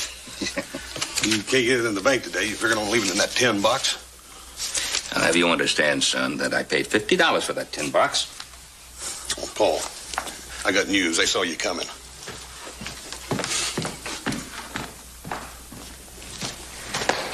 Well, get all those fences mended? Yeah, we worked our way down to Tony Creek. We'll finish the rest of the south end tomorrow. Oh, good. You a pretty good worker? Yeah, not bad at all. We may hire him to mend all our fences. You wait a minute, I'm not that good. Howdy. Anything we can do for you? Nobody moves, nobody gets hurt. What is this? What do you want? Stay out of this. It's him I want. What? Drop your gun belt. I don't even know you. Drop your gun belt or I drop you. I don't care which. You the law? The gun in my hand is. You get bullheaded, you make my job easier. You're wanted in Tucson, dead or alive. So you're a bounty hunter, huh? I've had enough talk. Move out. Tracy? You wanted in Tucson? No, sir. I say you are. You coming or not? Now, look, mister, I don't know who you are, but I know I'm not wanted anyway. Hey, what?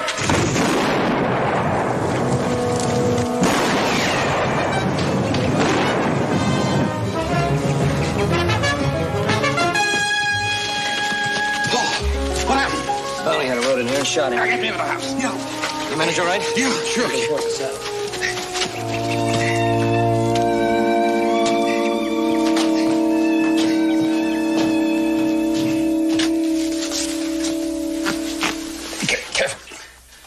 As careful as I can, Paul. Doggone it, I wish I could have gone with Joe and Tracy. Yeah. What would I have done without your tender care?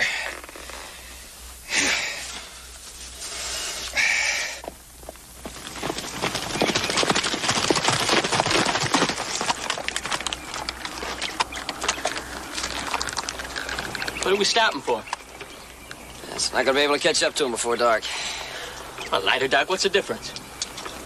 You can't follow tracks in the dark. Well, if you can't follow tracks in the dark, why don't we camp here and start in the morning, huh? Don't you want to get this guy? That's a stupid thing to say, isn't it? He shot my father. He's not gonna get away. We'll go back to the ranch, get an early start in the morning. I want to see how my pa's getting along. Look, now, why don't you go back alone, huh? No. Why? You afraid I might take off? You think that bounty hunter might be telling the truth about me, huh? I think a lot of other people might see it that way. Look, I'm no outlaw. If I thought you were, would I ride out here alone with you? Sure as heck wouldn't turn my back on you. Wait.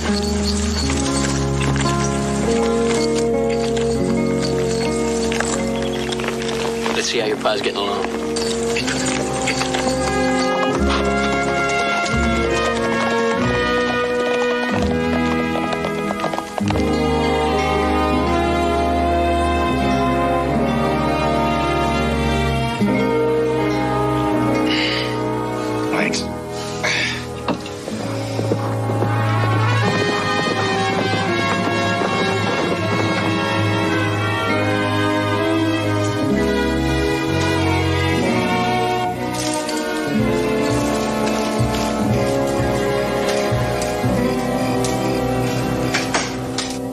Joe and Tracy. Alone. I'm glad they're back. Hey, you all right, Pa? How you feeling? Oh, fine. Bounty hunter got away, huh? Not for long, though. I ain't gonna let him get away. I mean, nobody's gonna be allowed to get away with that. They shoot you? Huh? Call me a wanted man, hit me in the face? Huh? He's gonna pay for that, you'll see. We'll be on his trail in the morning. We'll stay on it. I'm going with you this time. No. Oh, Paul. I'm not saying no to you, Orson. Say no to anybody who go after that man without the proper authority. Tracy. Yeah, listen. Something I want to clear up my mind. Now, you say you're not a wanted man. Mister, I swear I'm not. Well, see, that bounty hunter, he had a good long look at you. He recognized you, seemed to. He knew you. How do you account for that? Well, I don't know. I don't know how I account for it, sir. I only know I'm not wanted. I'm not wanted in Tucson. I'm not wanted anywhere. And I don't know what I can do to make you believe that. Hoss, you ride into Virginia City. Tell Sheriff Coffey what happened out here. And have him send a telegraph to Tucson. You know, then we can clear everything up and put your mind at ease. Well, I hope you do that. And, Tracy, nobody is going after that bounty hunter unless he does it legally with a properly authorized posse. Well, he's one deputy. They're not going to have to coax. Make that 2. 3.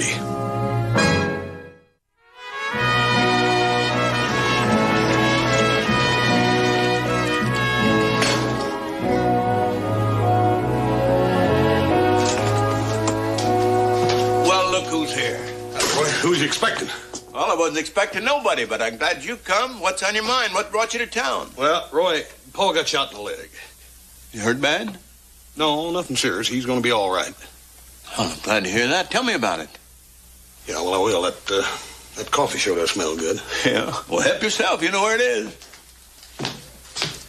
Well, anyhow, it all started over in Smithville. This drunk was going to shoot little Joe, and then this fellow named Tracy decides he'll deal himself a hand. Ah, cut it out. Well, what's the matter now? Well, you wouldn't bet $5,000 if we were playing with real money, would you? Well, how do I know? I never had $5,000 in my life. All right, well, let's just make believe we're playing with real money. If I bet $1, the best you'd do is you'd see me and you'd raise me $1, right? All right, $1,000. How's that? That better? Oh, that's great. You know, I've just been thinking. You know, I've heard it said that there's somebody who looks exactly like somebody else somewhere in the world. An exact double, you know? What is that supposed to mean? Well, I was just thinking. I was trying to figure out why that bounty hunter was so positive that you were the man he wanted. Like you said, there must be somebody that looks exactly like me somewhere. Well, I'll tell you, my friend, if he bets exactly like you do, I can see why he's wanted by the law. So I have 4 queens. All right, it's your deal, Moneybags. Hey, and make it honest. I try.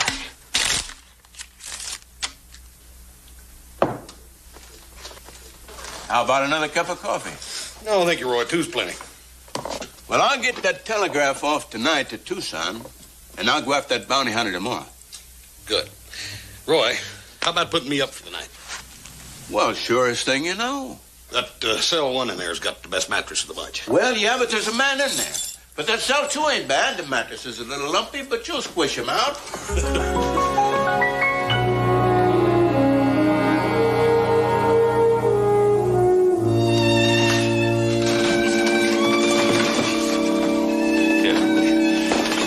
I'm doing the best I can, Bob. Well, just trying a little harder, that's all.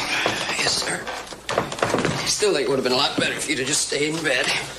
I'm not the kind of man that can stay in bed. You ought to know that. I think I know that better than anybody. Let me put your leg up here. Easy. Yeah. Get your pillow, make it a little soft. Joseph, you're absolutely certain that you never saw that fellow who shot me before? I already told you I've never seen him before in my life. Well, I know dang well I never saw him before. Now, how about some nice hot coffee, huh? Why did he shoot me? Well, he shot you because he wanted to take Tracy and you wouldn't let him. I wasn't wearing a gun. And yet he shoots me. Shoots me in the leg. Why in the leg? Well, I don't know why in the leg. I'm glad he didn't shoot you in the heart. He probably just didn't want to kill you, that's all. And then he runs away. Without taking Tracy with him. Yeah, well, look, he saw Tracy and I go for the guns and he panicked. Well, he didn't impress me as being the kind of fellow who'd panic in any situation. Hey, Pa, look, why don't you relax, read a good book? Hey, must be Hoss. It's about time. Where you been all night? Well, we had to wait for an answer about telegraph to Tucson. Yeah, what'd it say? Looks like this man Tracy is not wanted. I'll tell him the news. Ben? All right. Forgive me for not getting up. I'm glad to see you sitting up. Hey, Tracy, you up there? Yeah. What's up? Hoss and the sheriff just rode in. They got that telegram from Tucson. Says you're not wanted. Does that surprise you? Didn't surprise me. Come on. Let's get that lying bounty hunter. Don't worry, the posse's not gonna leave without us. And I was counting on Hoss here and little Joe from my posse. Well, you're going to have to do with just one of them. I want the other one to stay here with me. Ben, from Hoss's description, I know that bounty hunter, a man named Fargo Taylor. Oh, he's a mean one. And I'm just going to need every good posseman that I can get. Well, I'm going to need someone here with me. Oh, Paul, I'd sure like to go with him. I prefer you to stay.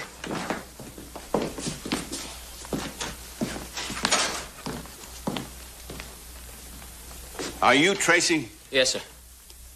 Did you ever hear of a man named Fargo Taylor? Well, not that I remember, no. Why? He fits the description of the bounty hunter. Well, I don't know him, but I'd sure like to have the pleasure of meeting him again. You got any idea why he picked you? Well, now, that's just one of the questions he's going to answer when I get to him. When I get finished with him, he'll answer anything you want to know. And just how are you going to get your hands on him? You got a posse, don't you? Going to go after him, right? I am, but you're not. Hey, now, listen, I got a right. Not in my posse. I pick men I know. And even when I know them, I don't take a hothead that's got an axe to grind. Now, this Fargo, he's wanted for arrest, not for vulture bait. Well, then I'll get him myself. Come on, now, Tracy, that's no good. Try and stop me. Look, simmer down. I know how you feel. I know you want to go. But we can get him without you, and that's all that counts. Not to me, it don't. Ben, I believe I got the answer. You keep this hothead and Hoss goes with me. That's not a bad idea. You got me out of some trouble. This will keep you from getting into some. How about it?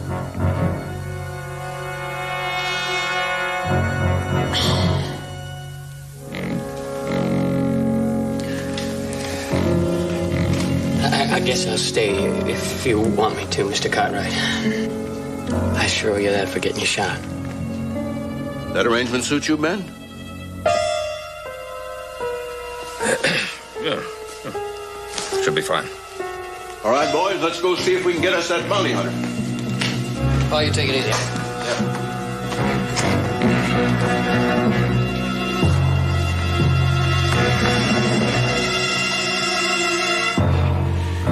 Sure like to be going with him. What'd you say? Oh, I said I'd sure like to be going with him.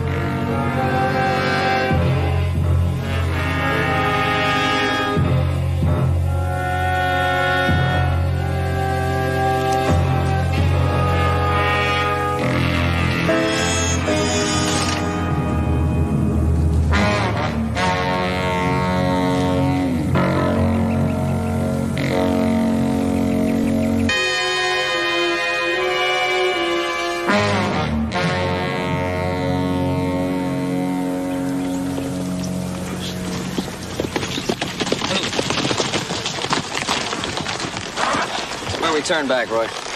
Them tracks are as clear as a logging road. Yeah, maybe too clear. Now, why would a smart operator like Fargo leave a trail anybody could follow?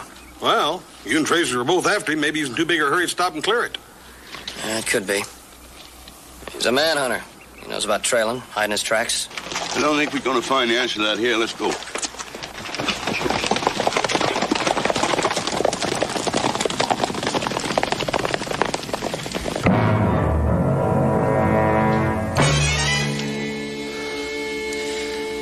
I don't care if you are my brother.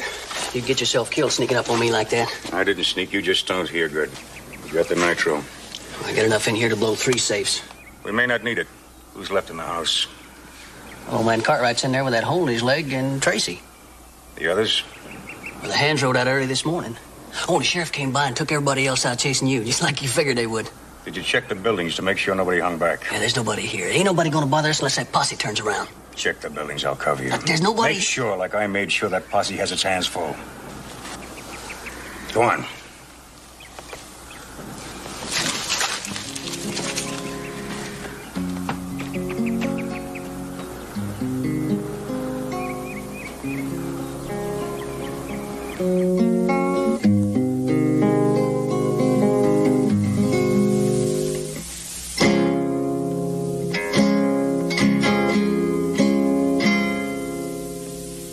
Anything bothering you, Mr. Cartwright?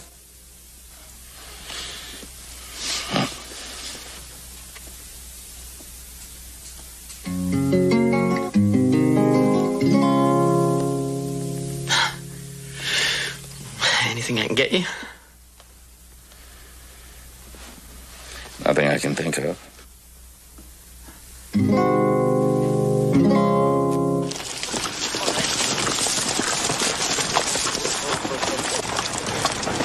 Joe, in case you were afraid he was going to make it too easy for us to follow him, take a look around. It's going to take a lot of doing finding any tracks in this hard ground. I just don't understand why he took the long way around to get here. Well, if he's going to try to cross Devil's Furnace, he'd have to stop and get water, wouldn't he? Yeah, more than likely at Quayle. That still doesn't make sense. He could have gotten into hard rock country 5 miles back, but he didn't. Well, maybe he just didn't want to go that way. Well, boys, we're going to split up and spread out. Now, Hoss, you head for Quayle's. Little Joe for the dry riverbed. Timmy, you go up that wash as far as you can, and David ride due north. Now, I'll follow along the ridge here, and the first man that sees the sign, fire 2 shots. Is that clear? Right. Well, let's go.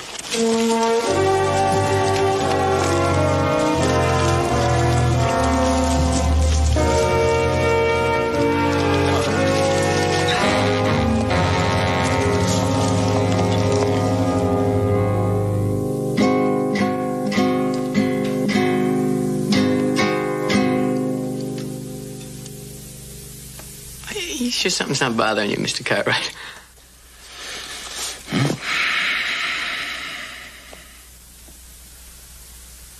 You sure?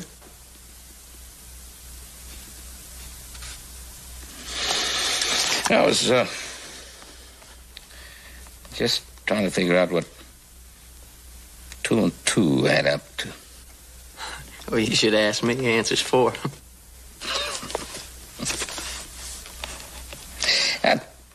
I was trying to figure, why would an experienced bounty hunter mistake you for a man wanted in Tucson? Well, like you said, he mistook me for somebody else. I know I said that. But that time I didn't have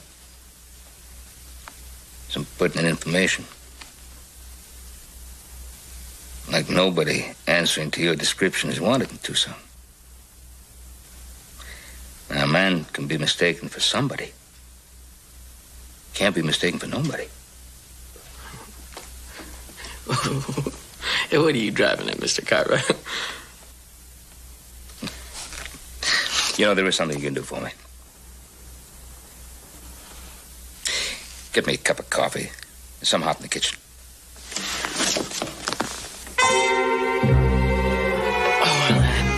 I don't think I should leave you here alone, you know, because if you move, your leg might start to bleed again, huh?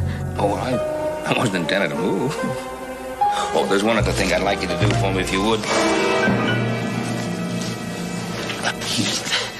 Clean this gun for me, please. Needs cleaning bad. Sure, Mr. Cartwright. 1 clean gun, 1 cup of coffee coming up. Yes, sir. 1 cup of coffee, 1 clean gun coming up from Mr. Cartwright.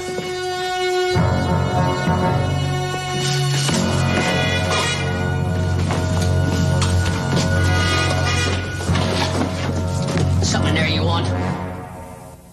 Put it down and get over in that chair and sit down. Go on, move!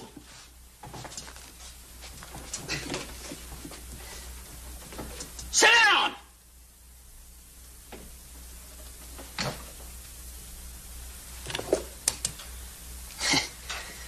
I'll just take care of this.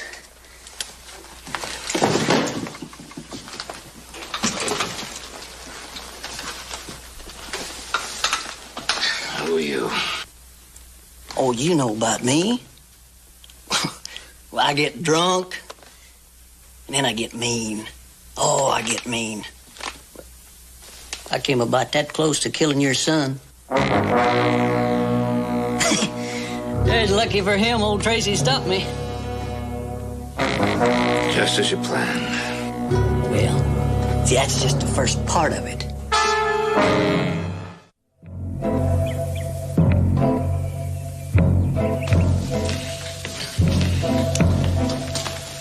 Cartwright?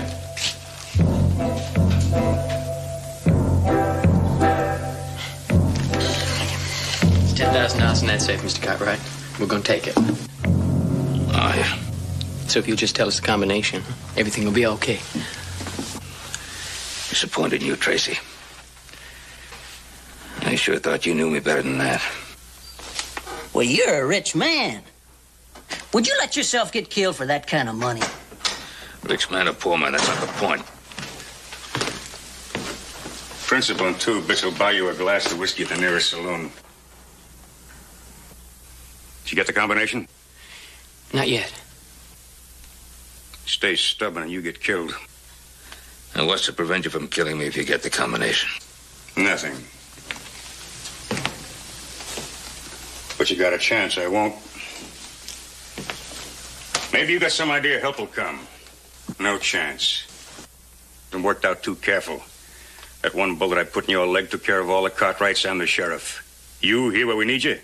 Them out chasing a trail that goes far and ends nowhere. When you leave here, there'll be another trail. And no matter what happens to me, it'll be followed. And you'll be at the end of it. Mr. Cartwright, Fargo kill you if you don't tell him. And I know him and he'll kill you. If I have to kill you, it'll cost me no sleep. It'll be better for me if I let you live. That way, when they come after me, and they will come, there'll be less hate eating at their insides, driving them. When the trail gets hard, it'll be easier for them to turn back. Fargo Taylor, bounty hunter, killer, and philosopher. Well, if I live, I'll come after you. I'm giving you a choice. You hand me that money, or you'll never live to spend it. Think on that, Mr. Cartwright. Think on it. But think fast.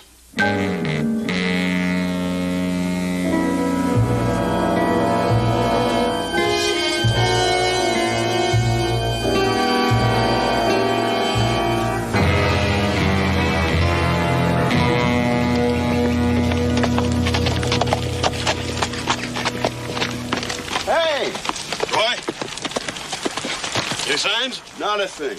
You? Not a thing. I finally run across some soft ground, but no tracks. He didn't head for the Quayleys. Nor this way. Hadn't heard any gunshots, so apparently the others hadn't run across his trail either. Right now, it don't look like we are. Well, we always take that chance. I've been outsmarted before, and no doubt it'll happen again. Why don't we go back to the place where the trail ended there? Maybe we missed a sign, or maybe he even backtracked a ways. And what about Joe and the rest of the posse? Well, if they find anything, we'll hear their shots.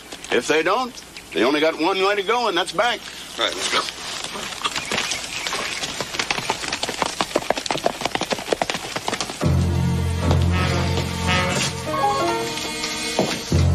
Hey, Tracy, you got an itch that keeps you moving like that? Mr. Cartwright, Fargo, he's telling the truth when he says he ain't bluffing. Fargo, I'm gonna stay alive. Whether I give you the combination or not. If it's to your advantage. And if it isn't, you're gonna shoot me no matter what I tell you, so you get nothing from me. All right, blow the safe. Hey, instead of shooting him, why don't we just tie him up next to the safe? That way he'll have the same amount of time to change his mind about talking as it takes for that fuse to burn up. Get in the other room, out of the way.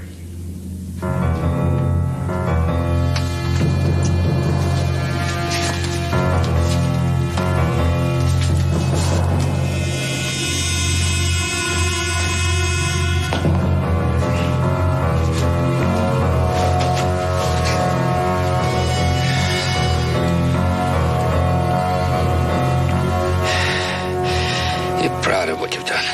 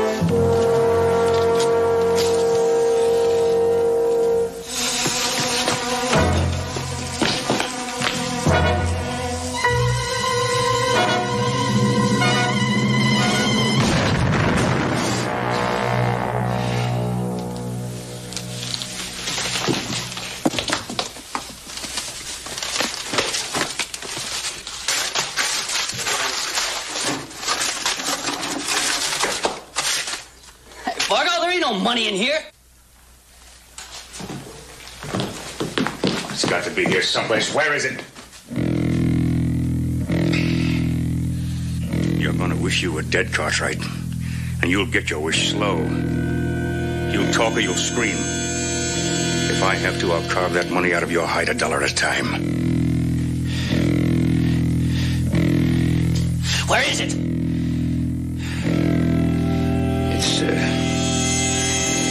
It's in my bedroom. I'll show you where it is. You stay. He'll get it. Just tell him where.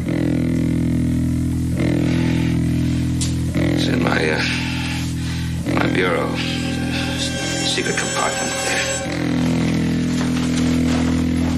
there. Better show him where it is. If it's there, he'll find it. He's got a nose for money.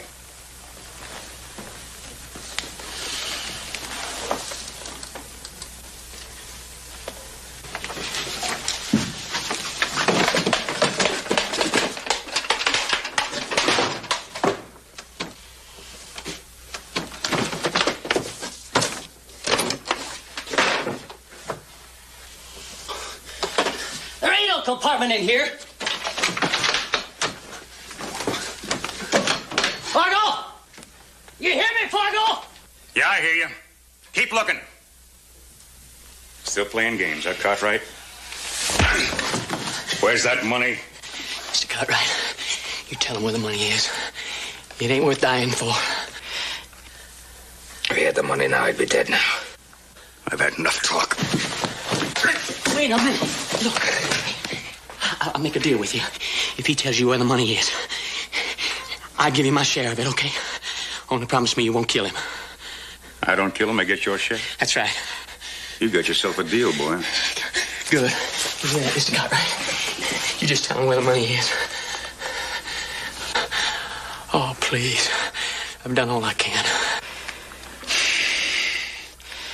All right, Tracy. You get the money. It's in that wooden box on the table. Go get it.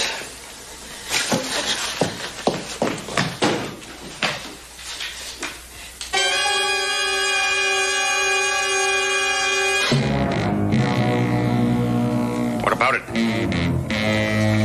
It's all here. Let's see. Let's get out of here. Wait a minute. We're not finished yet. What do you mean? You know what I mean, don't you, Cartwright? Wait a minute, Fargo. You promised. You gotta learn, boy. Never trust a thief.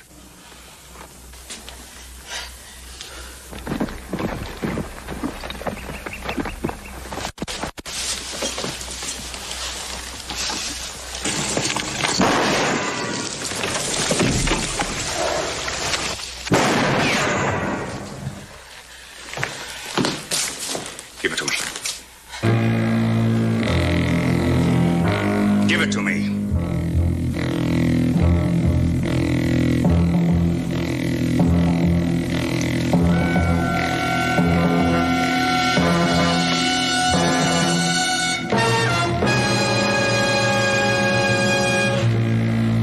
Like you said, never trust a thief.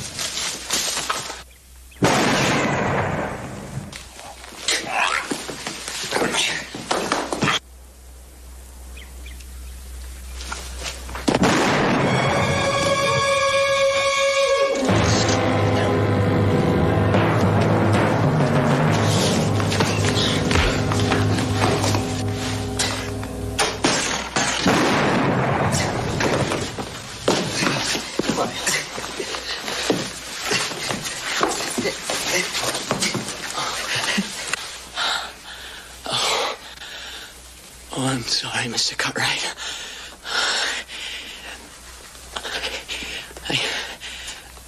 I never had no family. No blood tie. Oh, I was really getting to like y'all.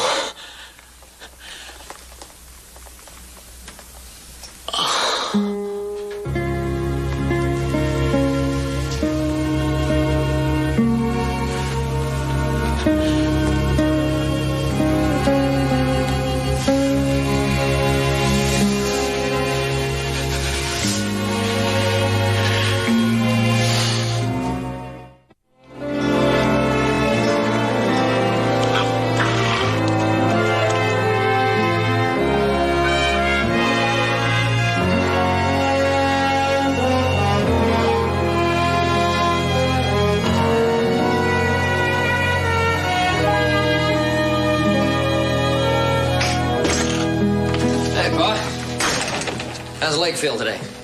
Oh, much better. Ought to be good in you in a week.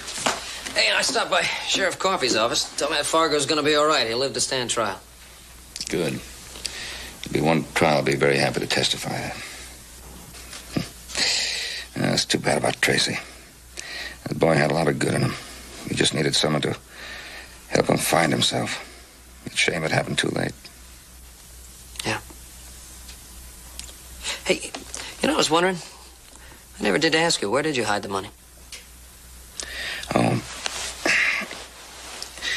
I didn't. What do you mean you didn't? Well, Hop Singh was going into Carson City, so I had him take it along and put it in the bank. Well, look, I don't get it. If you knew the money wasn't here, why didn't you just tell Fargo that? Well, if I told him, he probably wouldn't have believed me, and if he did believe me, he probably would have killed me anyway. I felt the only chance I had was to make him believe that the money was somewhere in the house and stall for time. Yeah, well, I must say you stalled pretty good. We couldn't have come much closer. No, it couldn't have. And I want to thank you very much for not following Roy's orders to stay with the posse. Well, it's like you've always said, Pa. I'm not very good at following orders. Yes, I believe I've said that a number of times. How about some coffee, huh? Yes, sir. Oh, Joe. Joe, I'd like you to do me a favor. Yes, sir. Forget what I ever said about following orders. I think I like you just the way you are. I'll get the coffee.